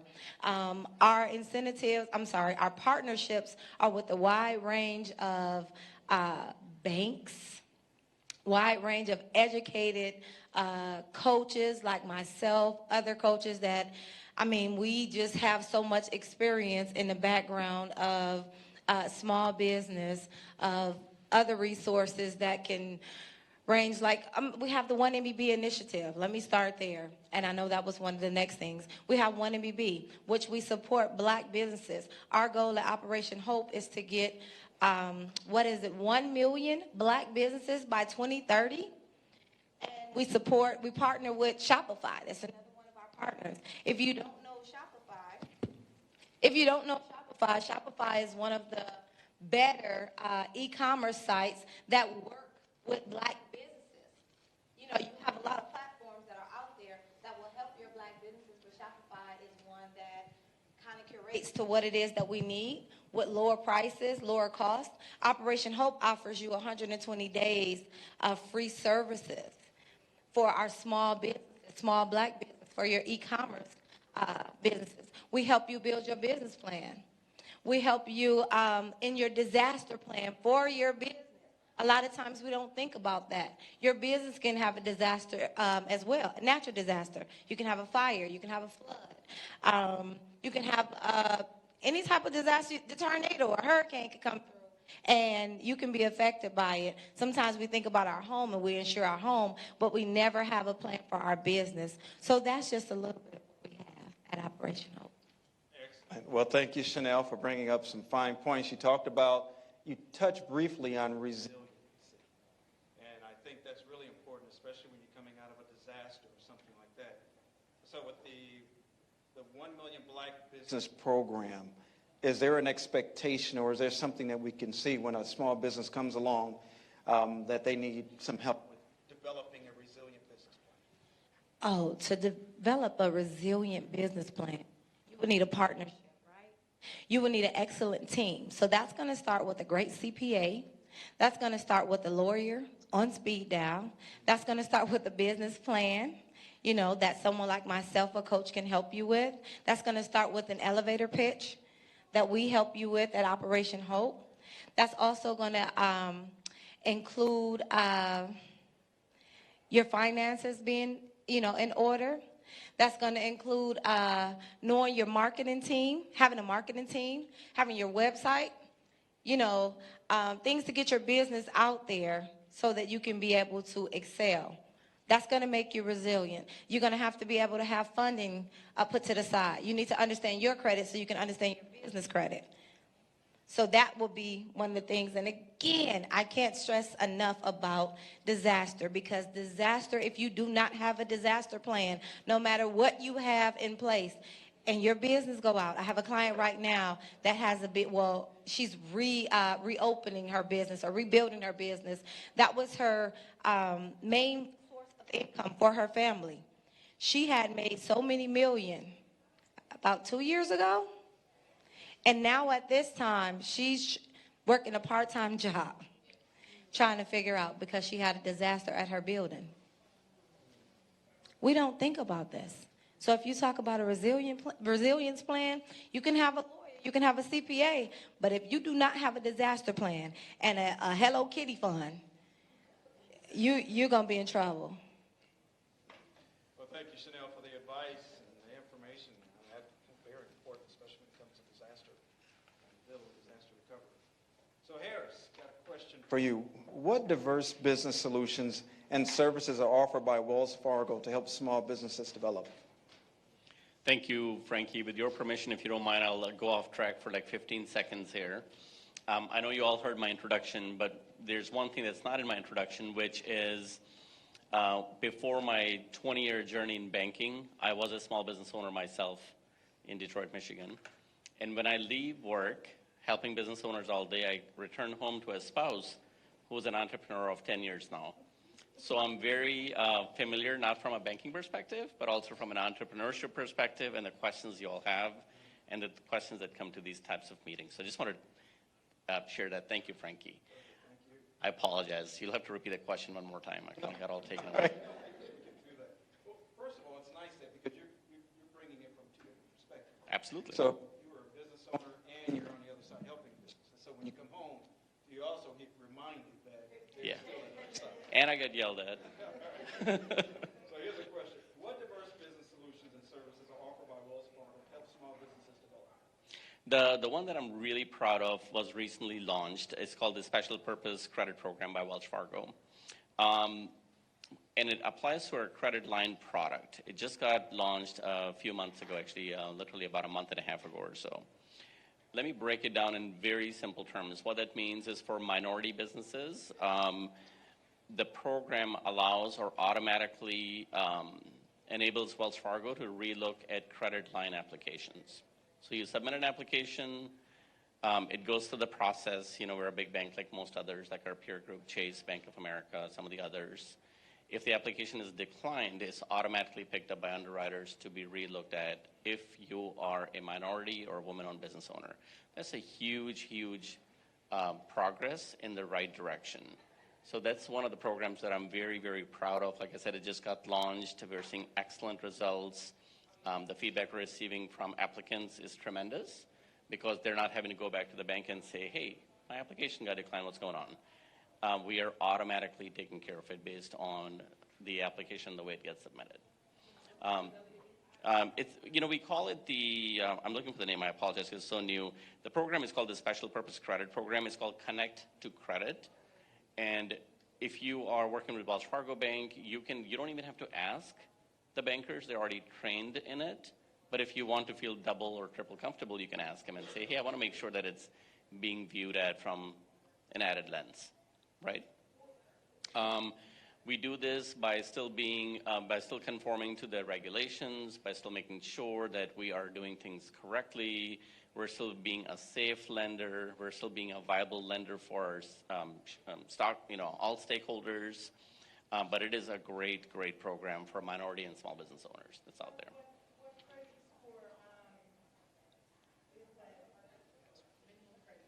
Yeah, so there is no per se minimum credit score requirement, and that's a very much of a banker answer. I'm just going to give you the disclosure, right? There is no credit score requirement. So I can't say, hey, magically go pull your credit score. If it's X, you are golden, go in, get your application. It does not work like that. Because we, like most other banks, are cash flow lenders. We look at your business to see what your business plan is. We just heard this a few minutes ago. You want to make sure you have a viable business because we're investing in you, essentially. And these lines of credit that we're talking about are unsecured lines of credit. These are small unsecured lines of credit, so we are essentially taking a risk in your business. So if you were the bank, you would be doing the same thing. You'd look it over to make sure that the risk I'm about to take is a viable risk, and I'm not going to lose, right? All right, excellent. Excellent. So here's another question for you, Harrison. What resources, such as a Small Business Resource Navigator, are available to help underserved small businesses and those that are still struggling from the impacts of COVID-19? Thank you. Made it easy by throwing out these Small Business Navigators. I appreciate that, Frankie. So we all know PPP, right? We know the story. Government had funding. Banks were processing PPP loans. Banks were getting paid fees for processing loans. One of the things we did as a company is we took all of the fees that we collected from processing PPP loans across the country in the neighborhood of $420 million. And we took all of those funds and we invested them back in the community. We did that a couple of different ways. We partnered closely with many CDFIs across the country. ACE Ventures is actually one of them.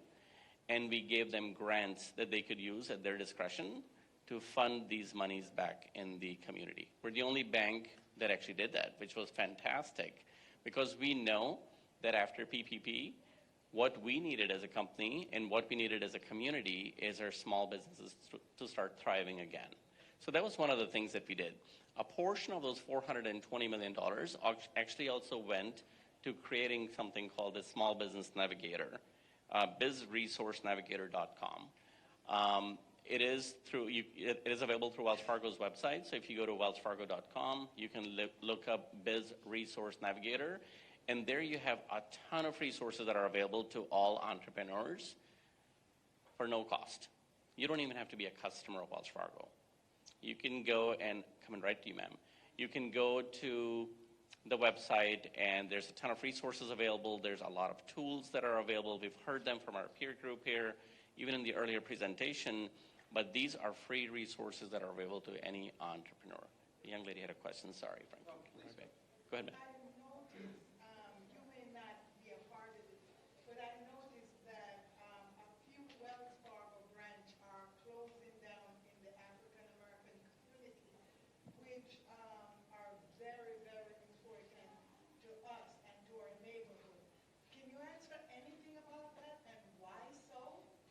I will give you a 40,000-foot answer, a very high-level answer. because that's not the area that I focus on.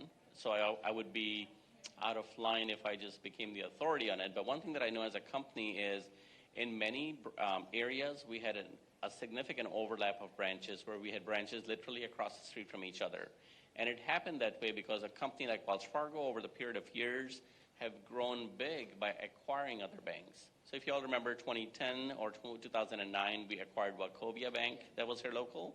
In many cases, there was a Wachovia Bank and then there was a Wells Fargo Bank. Should have closed those branches back then, in my personal opinion. So in many areas, we look at the branch, we look at the branch traffic. I don't think it has anything to do with it being in a minority area or an underserved area, although it may come across that way, but it does not. I think these decisions are purely made on the branch traffic, the volume, and how many customers are the branches actually servicing. So that's a very high-level answer. If I'm off base here, I will apologize in advance, but that's what I tell myself before I go to bed every day. Well, excellent. Well, thank you, Harris, for bringing out those fine points and helping us to really appreciate about the Small Business Resource Navigator. That was a tough one, I know. So now we're gonna give our attention to JR. But before that, if we can pull the slides up for JR, I think he has a few slides he wants to share with us as well as we go through this question here. So JR, my question, let's discuss Small Business Day and the free resources offered to help small and budding businesses grow. Well, is it all right if I stand up? It's okay if you this stand. chair is Yeah, kind of all right. like, Go ahead. Thank you so much, and thank you for everybody for being here and all the panelists and our moderator. Small Business Day. Well, first off, I was a kid. I'm from Atlanta. One of the few original peoples, I guess, from Atlanta. You say, well, we got some in the house, right? Okay. All right, then. They people to be like, let me touch you. You really from Atlanta?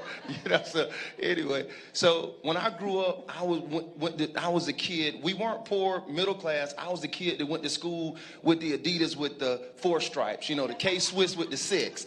And my mama and dad, I was like, look, mama, growing up in South Atlanta, the kids would make fun of you. Hey, look, I was just like, I just want to have tennis shoes like the other kids. I remember going to my mom, she said, baby, I love you, but you're not the only child. And so from that point, I just said, well, Dad, I have to figure this out. And so I said, y'all know that invention, necessity is the mother of invention, right?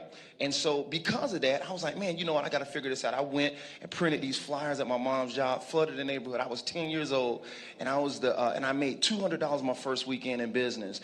And then from that point, I went to college.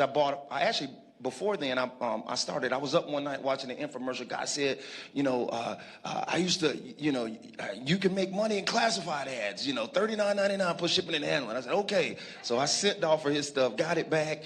10 years old, I had the only kid or adult I had with a website and all those things. I was up a couple summers later. Guy said, I used to be in a butcher factory, and I'm a multimillionaire in real estate, and you can too, for $99.99 plus shipping and handling.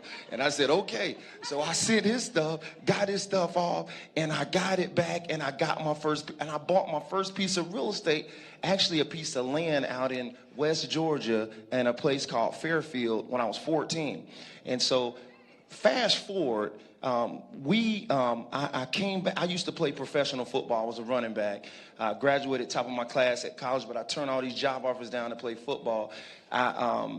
Since that point, y'all, I took $600 and turned it into $250,000 when I opened up my first location, and I saw a lot of the struggles along the way. And this is the thing, So I started Small Business Day, to get back to the original question, because I saw that people needed help. Small Business Day is like a $2,000 to $3,000 valued event that we do absolutely free.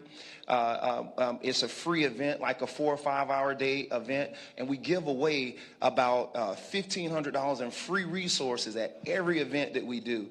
We did one September 30th. We had about 4,400 people, and then we did one on September the 23rd. We had 3,700 people. And we just go in, we help them the entire day with the pieces that they would need to really be successful in business.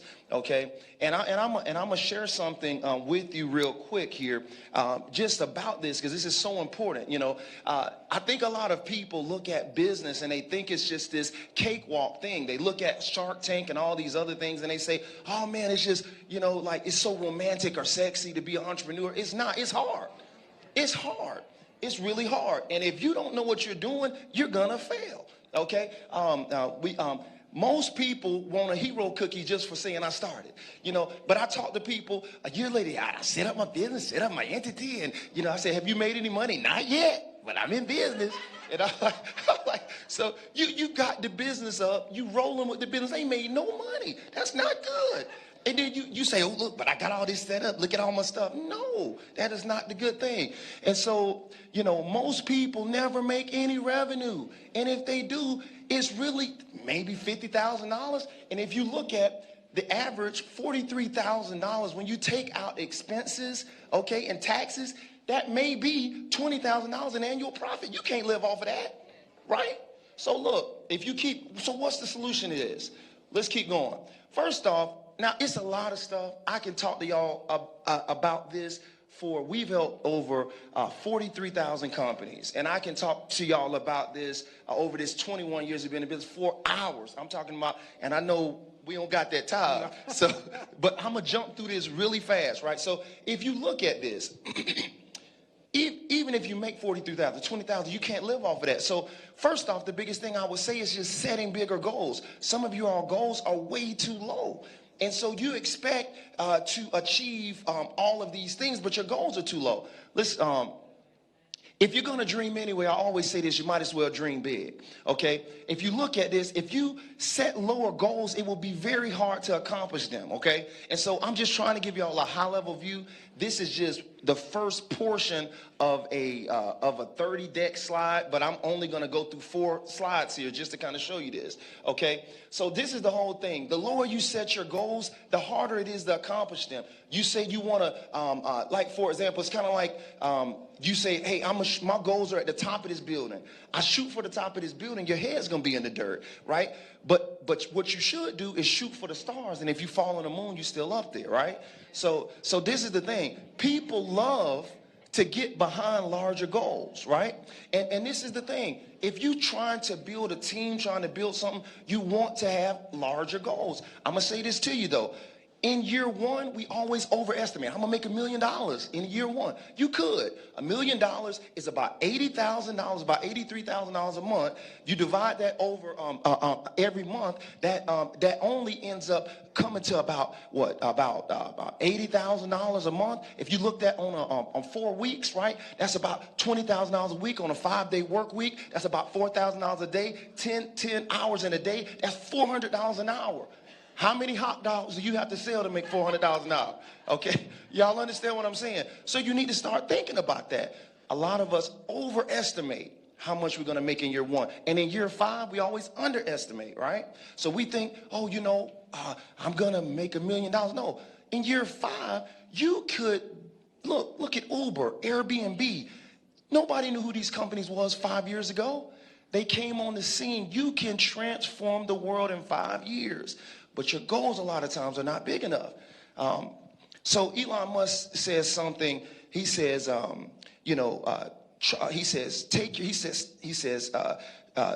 your 10-year goal. He says, stop being patient. He says, take your 10-year goal and try to fit it into 6 months. He said, more than likely you'll fail, but you'd be a heck of a lot further than the person that assumed it would take 10 years.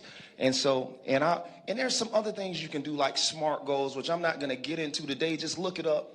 On another tab, we can keep going. Now, what should your goals be? Okay. So if we say, oh, I'm gonna set my goals at 100,000, right? Look, if you set your goals at $100,000 gross, okay, $60,000 to $70,000 in expenses and taxes, right?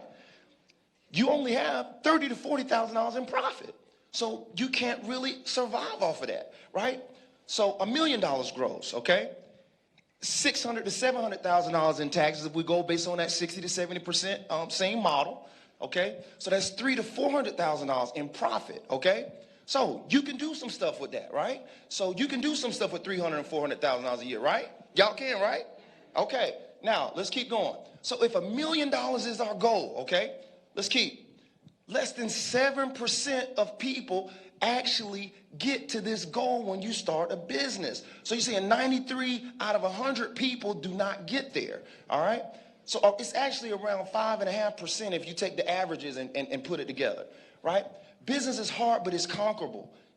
There is so much that you need to learn here. I mean, later on I'll talk about why 97% of all your LLCs are probably not set up correctly. But most people don't focus on something long enough to get to the goal.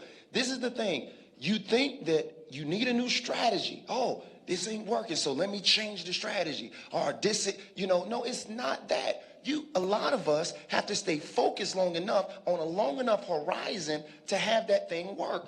You think after 3 months, 4 months, 5 months, a year, oh, it ain't work, so you give up. No, listen, the way that this works, you have to stay consistent with this thing over a long enough horizon and stay focused. I've helped more black female founders, didn't go into business trying to help that many, but we help more than any other company because they start businesses at a higher rate than any other demographic. But I'm going to say this. If you talk to and this is something that we know true, which is one of our contrarian truths that most people don't know. If you look at them, if you talk about 10 black female founders, right? 7 or 8 of them are going to look, 10 black females, 7 or 8 of them are going to look to start a business. You talk to 10 males, maybe 1 to 2 are going to look to start a business, right? But you fast forward a year from now, and this is what will happen. Those male companies will have bypassed the female companies. And you say, why? It's not for what most people think. If you talk to a male and you got him here, he watching TV, right? And you give him a beer and you give him a remote control and you tell him to watch TV, he may fall over, right? But that's the thing, because that male a lot of times has a one-track mind when it comes to stuff, okay? And it's because of that, every day they get up, say, "What you doing?" "I'm in the business, helping my customers." Next day, "What are you doing?" "I'm in the business, helping my customers." Next day, "I'm in the business, helping my customers." And that's how they're able to get that traction. On the converse, what I've seen from my data, this is data. I pull everything from data, and you should too. Not from your emotions, not based on what you think, but based on your data. Based on our data from all of the tens of thousands of black females that we work with, lots of them are mothers, spouses, own jobs, doing all of these things, and then they're juggling like 5 things and still keeping them afloat, coincidentally, right? But this is the thing, though. They go into a business, and because of all these things, they're chasing 5 hens and they can't catch one, right? And it's not that they don't have the creativity or the talent, but it's a lot of times their lack of focus. And when we have helped them to get that focus, we have easily helped them to get their businesses to 6-7 figures and beyond. And I know I'm not talking to myself out here. I know some of y'all out here thinking that you're going to be like what they call, like they say, "Hey man, you kind of like Jamaican, you got like 10 things." That's not the way that you build a business, trying to do more than one thing at a time. That's not the way. You understand? You have to focus. You have to create a river of revenue that's going to feed your other streams. So let's keep going here. You got to know how to leverage your time and your money, because that's very, very important. And these are the last 2 things that I'm going to give you right here. You need to be coachable. You got to be willing to listen, and you have to be able to be like a student. I've been in this game for a long time. I've helped a lot of people. I'm the #1 person in my space, but every day I approach it like I don't know anything, okay? And that's how you have to be. So you have to be coachable. You have to be willing to learn, and you have to go after this with some vigor if you really want this to work, okay? And the second thing is, once again, you just have to put in that work over a long enough period of time, and it will work for you. So that's all I got for you real quick. God bless you, and thank you. Well, hold on, JR. Hold on. I got one more question for you. You on a roll. Okay. All right. Small business use of artificial intelligence. What would your recommendation be, or your points for enhancing service with that? Yeah, let me tell you something. It's artificial intelligence will not replace us. It will enhance us, okay? And this is the biggest thing that you have to understand and realize. I started looking at artificial intelligence back in 2014. And so now what you see now with a lot of the chat GPT and things that exist, this is conversational AI, okay? This typically in what we would consider to be a chat bot. But this is the whole thing. There's been AI existing behind the scenes for years. You never knew it because you just didn't know how you could access it. So you had no real importance on why it was going to be relevant to you. But this is what I will say. Every single business, if you're not using it, your competition is, okay? And they are going to wipe you out if you don't get up to speed in it. I have several trainings. There are several trainings out there just for the, let's just look at a tool. So AI is not Chat GPT. What I mean is, like, people say, oh, AI, you mean Chat GPT? No, that is a form of artificial intelligence, right? But there are so many other applications of artificial intelligence. What I will say is that is something that you can learn relatively easy, okay? I would say to get in there, see, this is the thing. A lot of us are not viable in the current market space with our services and with our skills because our skills are not updated. You know, we don't even know how this stuff works. And so in order for you to be relevant in 2023, you need to learn this. It's not hard. It's not hard. The biggest thing when you're looking at AI, you have to, and especially in this particular ChatGPT, you have to know what to ask it to give it the best answers that you would need, right? So this is what every business, like for example, in my company, there are lots of things that you could do. Instead of most of y'all don't have $50,000 or $100,000 to pay somebody to probably be an assistant in your company, right? But you all have $3,000 or $4,000 to set up a AI chatbot to help answer questions for your customers, the initial first contacts, right? So you could set those things up in your business in a period of 2 days so that when people start inquiring just on Facebook, Instagram, whatever, it can answer questions for you. It's simple inputs that you can put in there that would help you to communicate, and your customer service level will go up dramatically. Just working, I have a business that I mentor. She just set up. She's helping doctors increase their revenue by 300%. How she's doing it? She's because they're losing a lot of their potential business because when people call in, there are people that are in there answering the phone are missing their calls, not calling people back. She's integrated a simple AI program. Simple. And this is why when you start in a business, you always want to have a minimum viable product, something that is simple, something that that you can get into the market now and start learning. Because the key is get something in the market so that you can start learning from your customers and start building upon that as you go. But you don't know what your customers need. I don't know what your customers need. Guess who knows? Your customers. So you have to get something to them so that they can give you the feedback so you can build accordingly. But this is what I will say. There are simple things that you can integrate in your business. Now, what I would say is this. Go online, find you a course on just learning, just even a simple tool like ChatGPT so you can understand how to use that. They have AI prompters that they pay $100,000, $200,000 for just to give the AI the right prompts for it to do it. You don't have to know how to code. You don't have to know how to do any of these things. But a lot of us never read the manual, okay? And this is what I'm saying. Pretty simple. Like, for example, I got an iPhone. T-Mobile where I'm at, I have all my business lines there. And that's another thing. If you got a phone and it's not in your company's name, change that. Because number one, you don't get that, you could put it in your company name, 100% tax write-off. In addition to that, it'll start building up your company's credit that will be separate and distinct from your own credit. But I'm going to say this. So something like the new platform that came out, the new iPhone Titanium that came out. If you just learn the manual, just read the manual, you will know more than 99% of everybody out here. And just that, there are so many Okay, I'm just saying, just the manual. Take the manual, open it up, and read it. Okay. So, which means you're telling me we'll know more than our kids. That's right. Right.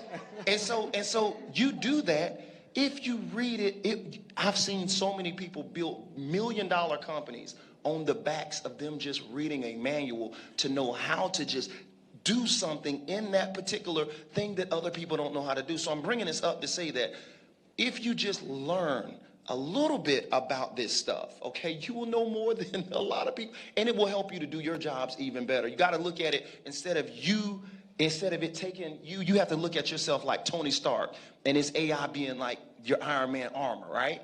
And this is going to make you a better version of yourself. So. All right. Well, thank you, JR, for those fine points. I think everyone enjoyed the information. I know they're going to be looking for more. So be ready for that. Yes, sir. Yeah. So for our last panelist, Marani Ferenz, discuss strategies businesses can use to expand their online business. Thank you, everyone. First of all, I wanted to thank everyone for being here, the moderators, the DeKalb County for inviting me over. A lot of people can't pronounce my name for the first time, so Fariz is how I pronounce my name. I've been in Atlanta 25 years. I'll spend the first minute just to give you a little bit brief, and then I'll step into the question. There's no way I can cover everything in 10 minutes with you here. So I'm going to give you certain things. If you can take one thing out of this conversation, I'll feel I was able to share my knowledge with you. I'm here to share my knowledge. The reason I want to give my time back to the community, because I want you to take something out of this conversation back. I started a brick and mortar store about 15 years ago. Went to college here, got my degree, and after I graduated, I started my e-commerce business. I took my e-commerce business from $40,000 a month to $4 million. And I'll share a little bit more insight how I took that. I made up my mind that every 3 to 5 years, I'm going to start a new business. And I diversify my business in different categories. I started with brick and mortar, then I went to e-commerce. What I sold in my brick and mortar was a totally different product than what I sold in e-commerce. From there in 2015, I started a company called RKM. And what I did in that is created a portfolio for residential homes. I used to buy homes, fix it, flip it, did all of that. Did auction, did tax sale properties, did all of that. 2017, I came up with an idea that people need access to money. That's where people get stuck at. So I started Access Loans and Financing. If you Google my name, you Google my company, we do over $100 million in just residential financing. I'm a licensed mortgage lender in 6 states, including Georgia, Texas, Alabama. I took that company from nowhere to $100 million. We close over 350 loans a year. I decided I wanted to get into the commercial side of the business, and then I started another company, and I manage a portfolio of $50 million. I bring top credit tenants, national credit tenants in Georgia. I work with Raising Cane's, bringing them to Georgia. And so what I'm trying to get to is I come up with ideas every 3 to 5 years. I don't kind of get in my comfort zone with one business. I just launched a company 3 months ago called United Insurance. And that company offers insurance services for residential homes and auto cars and auto sales. Because I realized that I was bringing all this business in the door for the homes, for the loans, and these people need home insurance. So I can kind of double sell the product while I have the customer at the door. Because there's an acquisition cost to bring the customer. And my Access Loans company was already investing in that. So I decided to how I can pull that and create that goodwill for that customer. And I've already had that relationship with that client. So that's all about me, and again, 2026 is my next goal, to find my new business. I keep my eyes open, I look at things, I find new people, I partner with a lot of people. I run into people through different networking events, and I feel somebody has the value that shares with my value, and then I'll be like, hey, let me bring you in. And sometimes I'll be an investor, and sometimes I'll kind of coach them where they need to go to. And so going back to the question for Frankie, for e-commerce, to keep it very simple and for you to take something out of this conversation, I would like you to remember the acronym NAP, N-A-P, NAP. If you want to be successful in the e-commerce business, remember NAP. So NAP, the acronym N stands for niche. Anything you do in life, doesn't matter if it's a brick and mortar, a service business, a product business, you've got to know your niche. You've got to know exactly what you're trying to get to. You got to know who you're going to cater to. You've got to have a niche. You don't want to make yourself a Dollar General. You don't want to make yourself a Walmart when you're beginning, because you're not there yet. So you have to find a niche. After you find your niche, the second acronym is audience. You've got to know your audience. Before you can bring a product, before you can launch. When I started my insurance company 3 months ago, I became the top 5 already in 2 months because I knew my audience. I knew my audience was homeowners. They were coming in the door because they needed a home loan. I know my audience. I'm giving them the best interest rate. Now they've got low interest rates. I've proven it through the closing. Now that trust is already built. They're like, so I knew my audience was the homeowners. I knew my audience was the clients that I already have. The last acronym is the most important one, and that's P, which is problem solving. In life, it doesn't matter what you do. If you're not bringing a solution to a problem, you're not going to be successful. I bring solutions to problems of every business that I open. You might have a car insurance, and I might ask you, how much are you paying for your car insurance? And you'll be like, I'm with Geico, and I'm paying $150 a month. I have negotiated rates because of the volume that I do, and I've got to extract 20% off. And I can come to you and say, I can bring this same coverage for $120. I'm not leaving you an option to not say no to me at that point. I'm giving you Progressive, State Farm, Hartford, Travelers, you name the top companies, credit companies, they'll stand behind. So I'm bringing a solution to the problem because that $30 a month is going to add up in the long run, and that's one car. So I come up with solutions. I negotiate the rates on behalf. So having the problem solution is the key to any business. With e-commerce, the way I got into it is I had a brick and mortar. I used to wake up in the morning, used to get ready to go to work, and I wanted to turn my lights on, and dealing with the Georgia Power light bill, and dealing with the mall rent, and then, mall, as soon as you start a business, this is different in the United States versus, I'm from India. It's different in India. In India, if you start a business, and if you're a tenant for 5 years, and you've proven yourself that you paid rent on time, the landlord is going to be like, let me give you a discount, and to go backwards. In the United States, it's different. Yeah, so as soon as you rent an apartment here, and you rent a business, and you rent a space in the mall, and you've proven yourself, you've done well, oh, I need to see your gross sales. I need a little piece from that. So they always want more, right? So it happened with me because my business was thriving and I was doing well. And the mall is like, I need your sales for the last 5 years. So I gave them the sales and your rent was $5,000. Now we want $8,000. And I was like, oh boy, so they want to make money from the money I'm making. Okay. So I was like, I got to jump into a different venture. So e-commerce that's how I got into it. I wanted to make money in my sleep. And that's another reason I got into e-commerce. And I started e-commerce. You can sell stuff in Australia, Europe, other countries. My first store that I started was in eBay. I started with eBay. I went to Amazon. And then I realized later on that I was paying a lot of fees. So I went to Shopify, of course, to make sure that I drive the traffic. So every package I was packing, I was putting a 10% coupon code in there, shipping it out. The client gets it. They're like, oh, the next time I can go straight to his website. So I'm still getting the net profit the same because I was paying those fees to eBay and Amazon. Now I'm saving the customer that money and driving the traffic directly to my website. So the key is to bring people straight to you and cut the middleman out to make sure. And it's okay to give the discount to the client because at the end of the day, that's word of mouth and that's how you're going to get there. A lot of people in this room, the first question comes when you talk about starting a business and everybody can tell you a lot of things and you're like, yeah, I don't have the money that you do. Because, but I didn't have the money when I started. I came with $5 to the United States. That's all I came with. My parents were back in India. I went high school, college. I went everything here. So I don't think the access to money. So let's say, for example, you want to start a small business and you're like, I'm good with communication skills, but I don't have any money in my pocket. And I'm going to be like, what do you want to do? I'll recommend you get into a service business because there's no inventory. There's no product. Investment is time. But now how you're going to use your time is how the success is going to be rated. So I tell everybody in this room, if you don't have a partner, you don't have access to capital, think about a service business to get to initially. I basically focus always on my audience. Whenever I'm coming up with a new company, I'm coming up with an idea, I'm thinking long term. I'm like, if I was in their shoes and somebody offered this to me, would I take it? If I offered her insurance for $120 versus she's paying $150 for the same coverage, why she's going to tell me no? So I always think that way. Don't ever get into your comfort zone with one business. Never do that. That business is making money. You start taking that money and reinvest it somewhere else. That's what I did. I always took one business. I paid my expenses. I paid my home expenses. And after that, whatever savings I had, I never put it in the bank. I always took it and started a new business with it. Always think what else you can do. And I'll tell everyone this. If I can do it, you guys can do it. There's no different. We're all humans.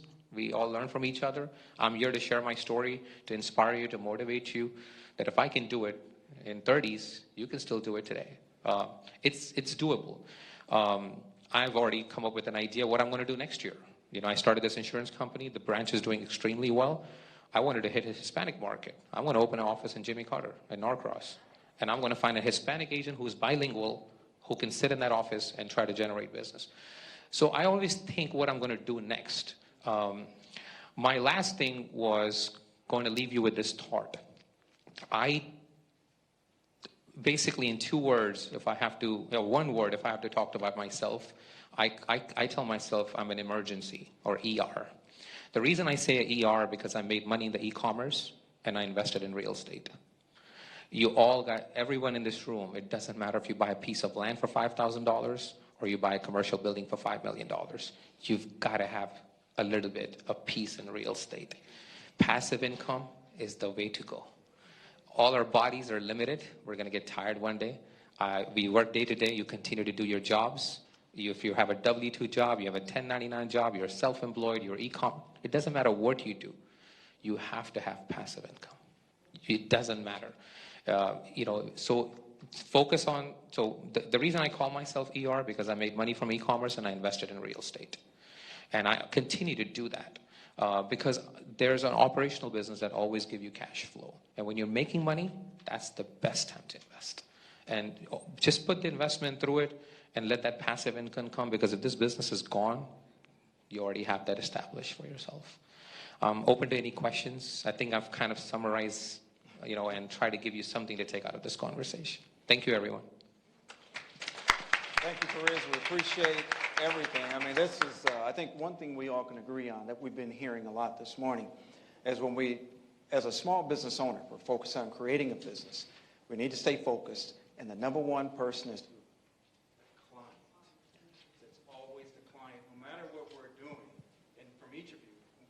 hearing, although you're developing the business, it's the client.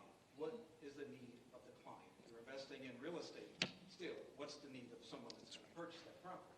What is the need of the client? So I think we've learned a lot this morning. Any questions? Anything we have for panelists this morning? Yes, your number didn't come on the screen. Phone number. I can share with, I don't know. I think I sent an email to them, but I can give it to you. It's 404. Sure.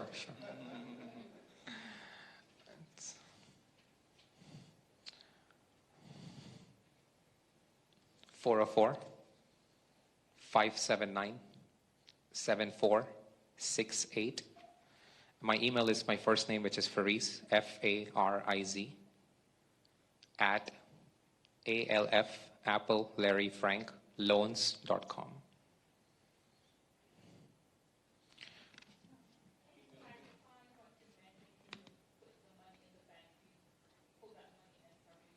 Can you speak a little louder? I couldn't get the question, sorry.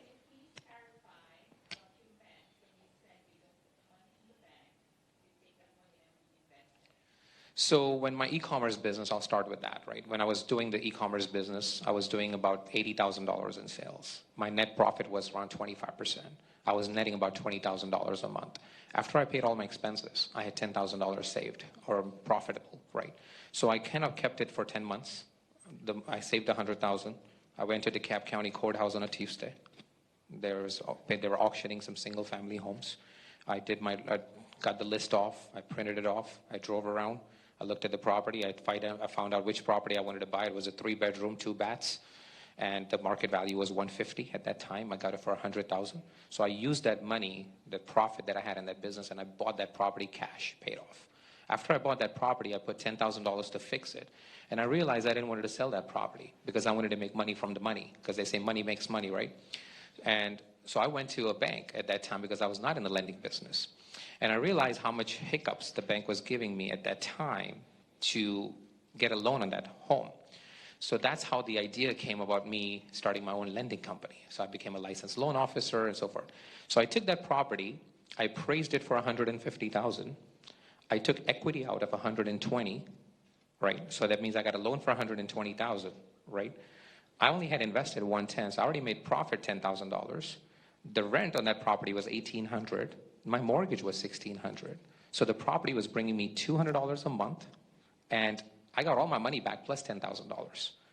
So now I had enough money to go buy the next one. So then I went 3 months later back to the courthouse, and I picked up another one for $92,000. So now that money was, now the second property is paid off. I only have mortgage on one. So now you have one property that's bringing you $1,800 as a passive income at no mortgage. You have one that's bringing you $200. So now you have $2,000 and you don't even have your money invested anymore. So that's how I did it. It's a step, one at a step. And again, you might have $30,000 saved. I was at the auction 2 months ago and there was a piece of land that I raised my hand on and I bought that.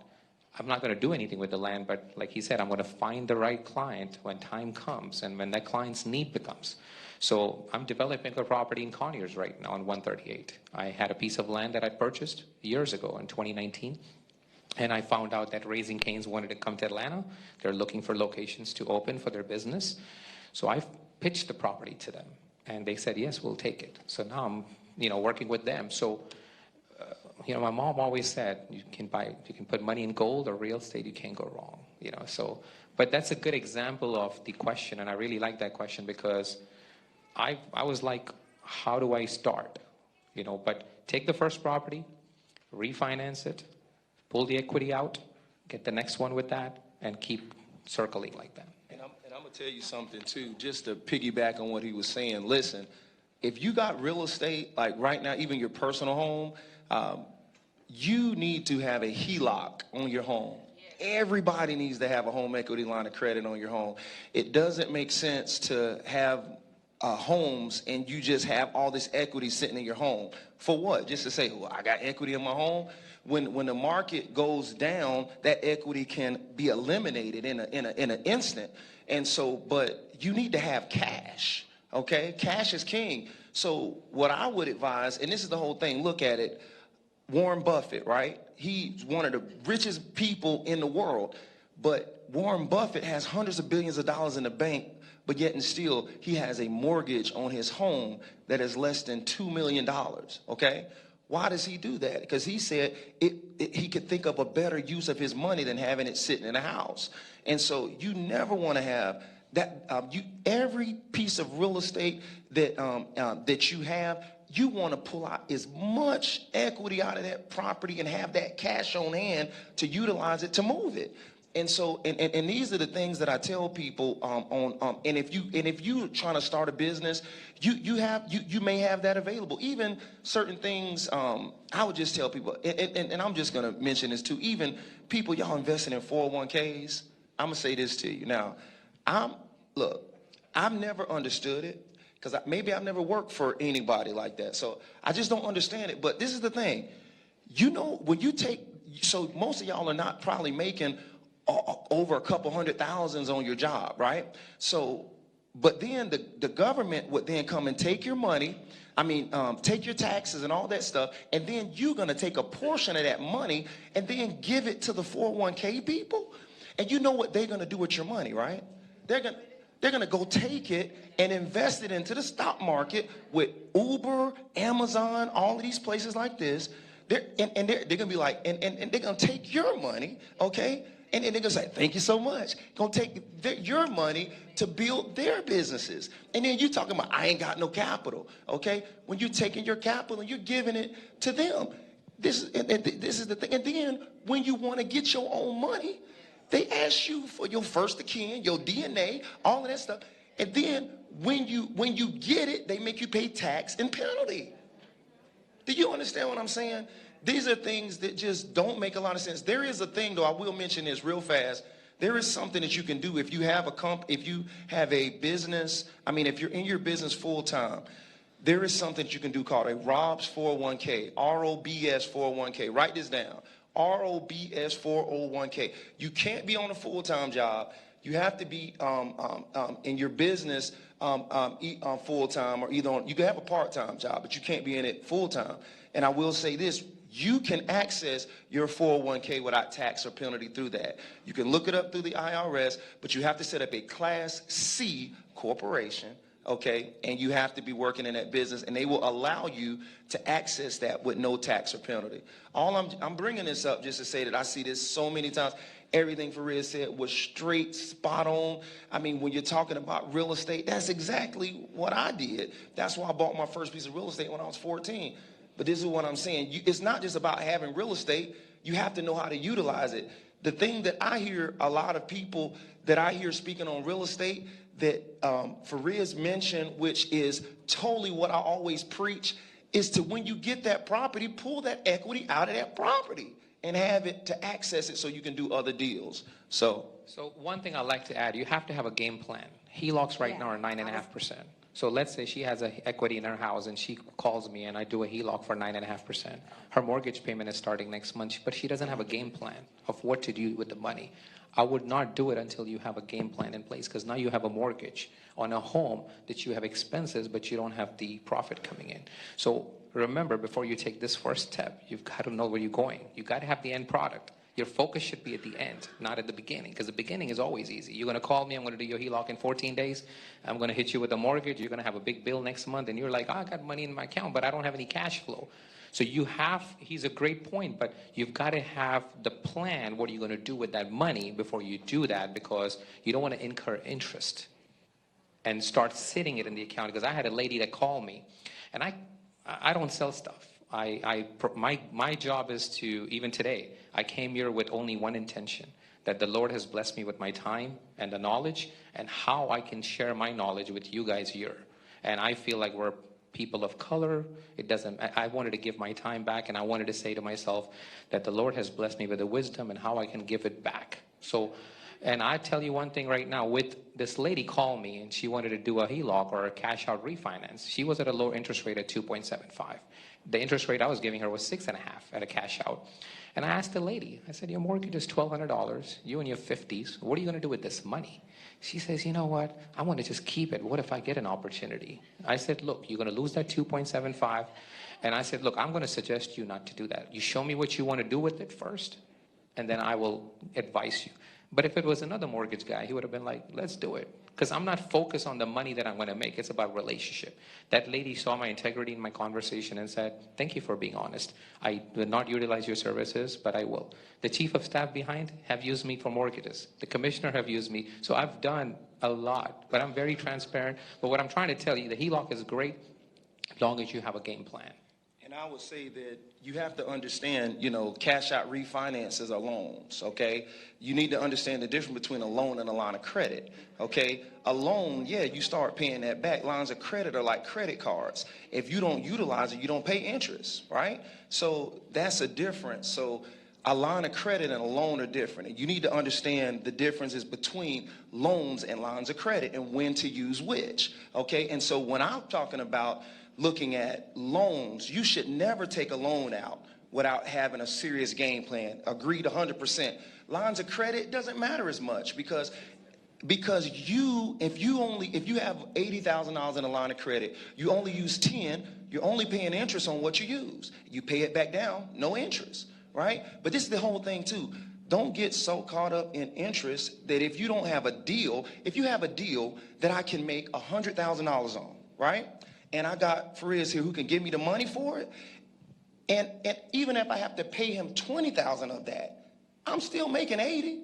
So I'm still winning. So you have to, and he's totally right with the game plan. You have to have a game plan that will constitute it being profitable for you. But all I would say is this, is don't wait for stuff.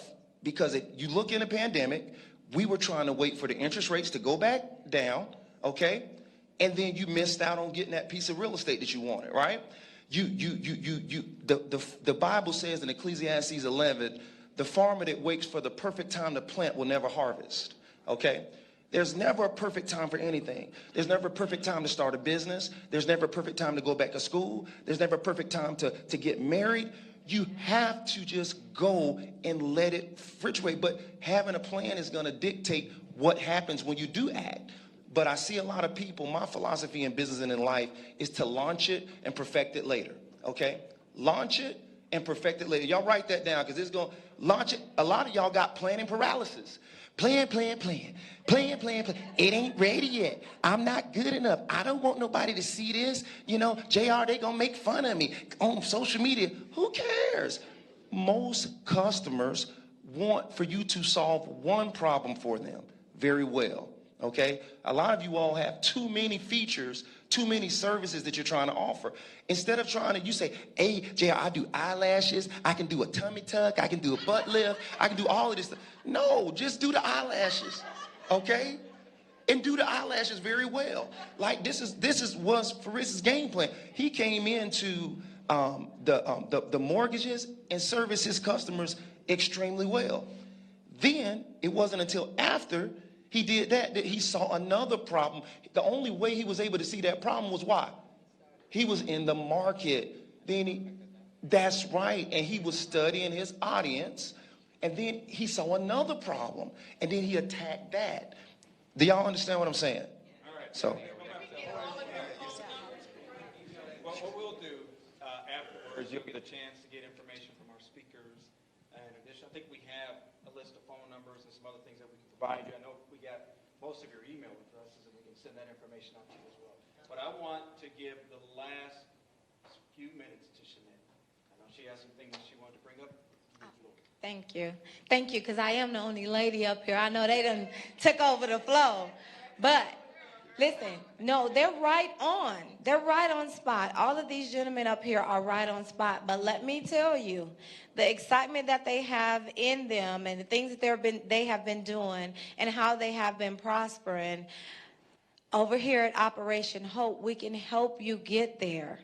Like walk you through it with coaching in order to be able to get the loan that the young man here at Wells Fargo talked about. You have to know your credit score. You have to work on your credit. We do financial coaching, right? In order to be able to get to where JR is saying, and his one-day program that they offer you to, that one day of excitement, he got it and he's on spot.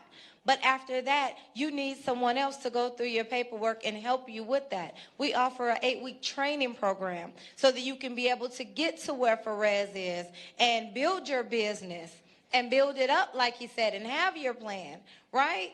So you can be able to be a successful business, starting with the One Lash program and then moving forward to buy your real estate, you know, or to understand your interest rate. You still have to get your credit score together. You know, you still have to be a solid business like JR talked about. You know, even though you have the customers that you're going to get to, if you I just got my EI, what is it called, Chanel? I just got that EIN. What is that for? Understand your business. Understand where you're going. Understand your business plan. Understand your business pitch. So when you go to guys like this, you can tell them what it is that you want. When you go and get a loan from Perez, you know exactly what it is that you want. And you're not spending his whole 5 minutes, 30 minutes of lunch trying to explain your business. That 30 seconds, while you catch him walking out or in the elevator, you can tell JR what it is that you need. When you talk to this young man for Wells Fargo, and I'm sorry, I keep... Harris, when you go and talk to Harris and they deny your loan, you'll know why, except for, you know, them re-looking at it because you're a black business or you're a woman-owned. You'll know what your credit score is. You'll be prepared. You'll have your business plan. That's what we do at Operation Hope, to be ready and prepared to be on their level. As being a business owner and having a business, I started a business 16 years ago myself. I did not have an Operation Hope. I did not have a panel like this to be able to help. Every door was closed. Our services at Operation Hope are absolutely free of no charge. Like Chairman Bryan says, free 99, right?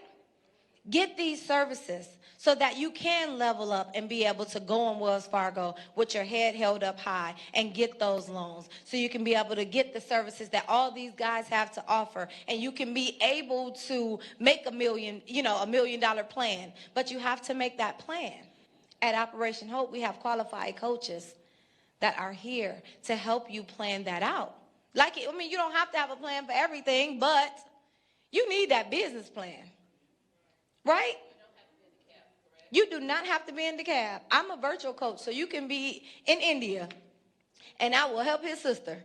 You know what I'm saying? I'm just saying, we have coaches everywhere. I have a booth that's outside here, and I'll give you guys my card, my number, and there's other coaches too, because you have a wide range of people that you can be able to choose from. But I advise you to get all of the services that are free for you.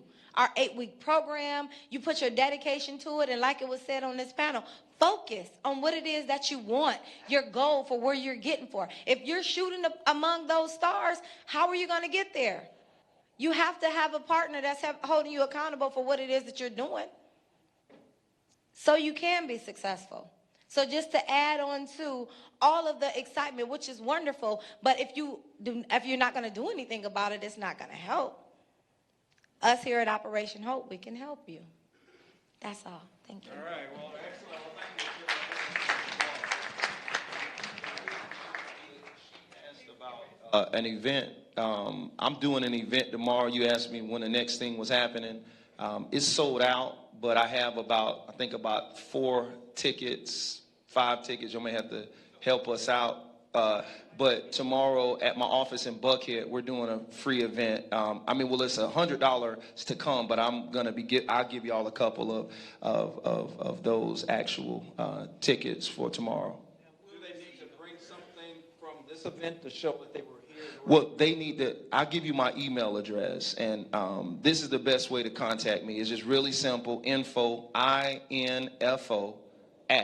@JR McNair, that's McNair.com. Okay, and I may be able to make maybe 6 tickets, free tickets to give, but that's the way to get with me if you need to touch me. Forget the panel. I'm going to go ahead and send you the email real quick. Okay, yeah, right. I'm going to leave with one thought or question. Show of hands. How many of you know an accountant? Show of hands. How many of you know an accountant? Any accountant? Y'all do? How many of you know an attorney? How many of you know a planner? Few of you. How many of you know are tight with your banker? Few of you. That's an opportunity right there. Planner, bankers. Bankers are not enemies. Hate to say it. Some truly inspirational stories, but I'm sure there was a role that a bank played somewhere along the way. Can't get rid of them. Totally. I'm with you guys. So knowing the banker, any level banker, branch banker, someone that you can trust should be in a part of your group of trusted advisors. An attorney, an accountant, a banker, a coach, a business coach, you need them because it's a lonely road out there. These inspirational stories are really great, but I learned something recently from my own mentor, progress over perfection. Many people wait for perfection. They don't make progress because they're waiting for the perfect something. Perfect partner, perfect opportunity, perfect price, perfect client. Make progress of some sort. So that's all I'm going to leave you with. Thank you. I appreciate it. All right, thank you, everyone. We appreciate it. Don't wait on perfection. Slides and for the Chamber of Commerce and what we're doing. And so again, I'm President and CEO Frankie Atwater of the DeKalb Chamber of Commerce, and I'll be brief and just giving you some highlights and what to expect, especially from all 3 of our panelists for today's event. All of them touched on an area or areas that I think are very important for small businesses. So this is really good. So let's go ahead and get into it. And so many of you have my bio in front of you, and I have 30 years of experience. I should be retired, but 30 years of experience in community and economic development. A few things that I have done is manage large-scale projects and programs at the state level and local level and leverage millions of dollars to help small businesses like yourselves, but also to help much larger businesses as well.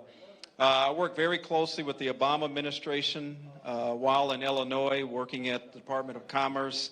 We're doing a lot of great programs, develop a lot of programs to help small businesses. But here's the fun fact that I don't talk about much, and that fun fact is I received a gold medal in Barcelona. Hey! And so doing that. All right. Oh, okay, hold on one second. I think there's some dialogue going on that people can't hear. Okay. And so this is what, as a chamber, we love the networking piece. We love to hear that. But let's get into this final point, economic resilience. One thing that's affecting our businesses going into 2024 is that you heard a lot of talk about it being resilient, economic resilience. And so one of the standout qualities of our county is its ability to bounce back and thrive in the face of adversity. And you've seen that through the pandemic and coming out of that, being resilient. A lot of our businesses will deal with the ebbs and flows of dealing with the business, so you have to be ready for economic resilience. Our next slide. Technology and innovation.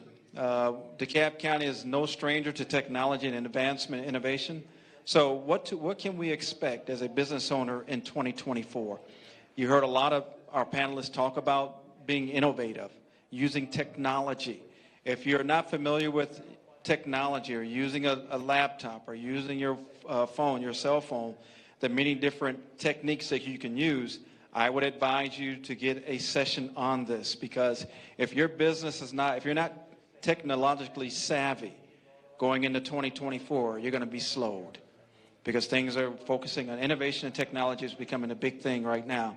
Small business is all in. 95% of small businesses use at least one technology platform. So for your business, if you're not using a technology platform of any kind, you're going to be slowed. That's my advice. Some kind of high-tech usage that you saw JR spoke about, you want to do that. Using AI, almost 1 in 4 small businesses have adopted artificial intelligence. So you see that a lot of things you're doing and amending your business plans to become more resilient, there's ways of doing that now through technology. You don't have to go out and hire a consultant to do a lot of that work. You can do a lot of that research online and find how you can amend your business plan. Our next slide.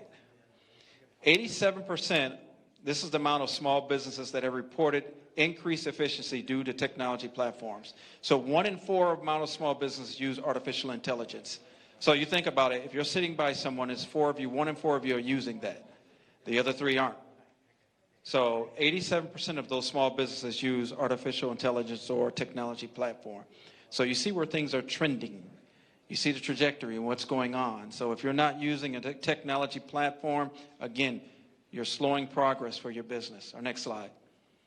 So small business growth. So we look at this information. This is from SBA, and this group pulled it, and I've pulled it as well. But small businesses have always been a cornerstone of our economy. 95 to 99% of what moves this economy is small businesses. But as you see, from 2017 to 2022, the number of small businesses in the United States at 33.2 million. So again, that's federal data that they're using and a lot of these businesses that are registered. But the small businesses are steadily growing in the United States. So there's opportunities. And I'm going to mention some of those as we continue to move through this. Our next slide. Sustainable practices. Now, Harvard Business School has always been recognized as a business school that you can go to for information. So here's eight cases for sustainability here that will drive your business. So afterwards, if you need me to send this email out to you, I can provide it.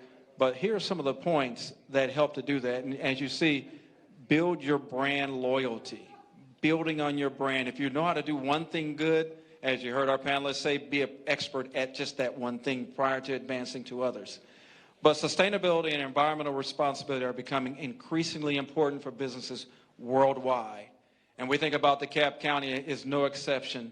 In the coming year, we will see more businesses embracing eco-friendly practices, not just a matter of corporate social responsibility. So there's some adjustments that you still may need to do. But again, you want to focus on what's going to help you to be sustainable. Our next slide.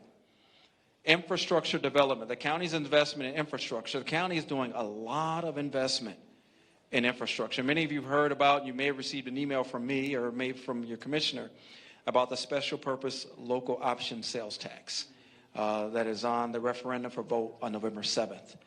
That opportunity is no cost to you as a DeKalb County resident. So what those dollars provide, they're sales tax dollars that help the county and your local city to make certain improvements in infrastructure, parks, libraries, schools, practically everything you see that operate a county or your city. But those dollars will be available to be used and leveraged to make it easier for you to conduct business. This is a 6-year opportunity that's going to continue to flow through, and hopefully the county can generate over $1 billion in making that happen. So, yes.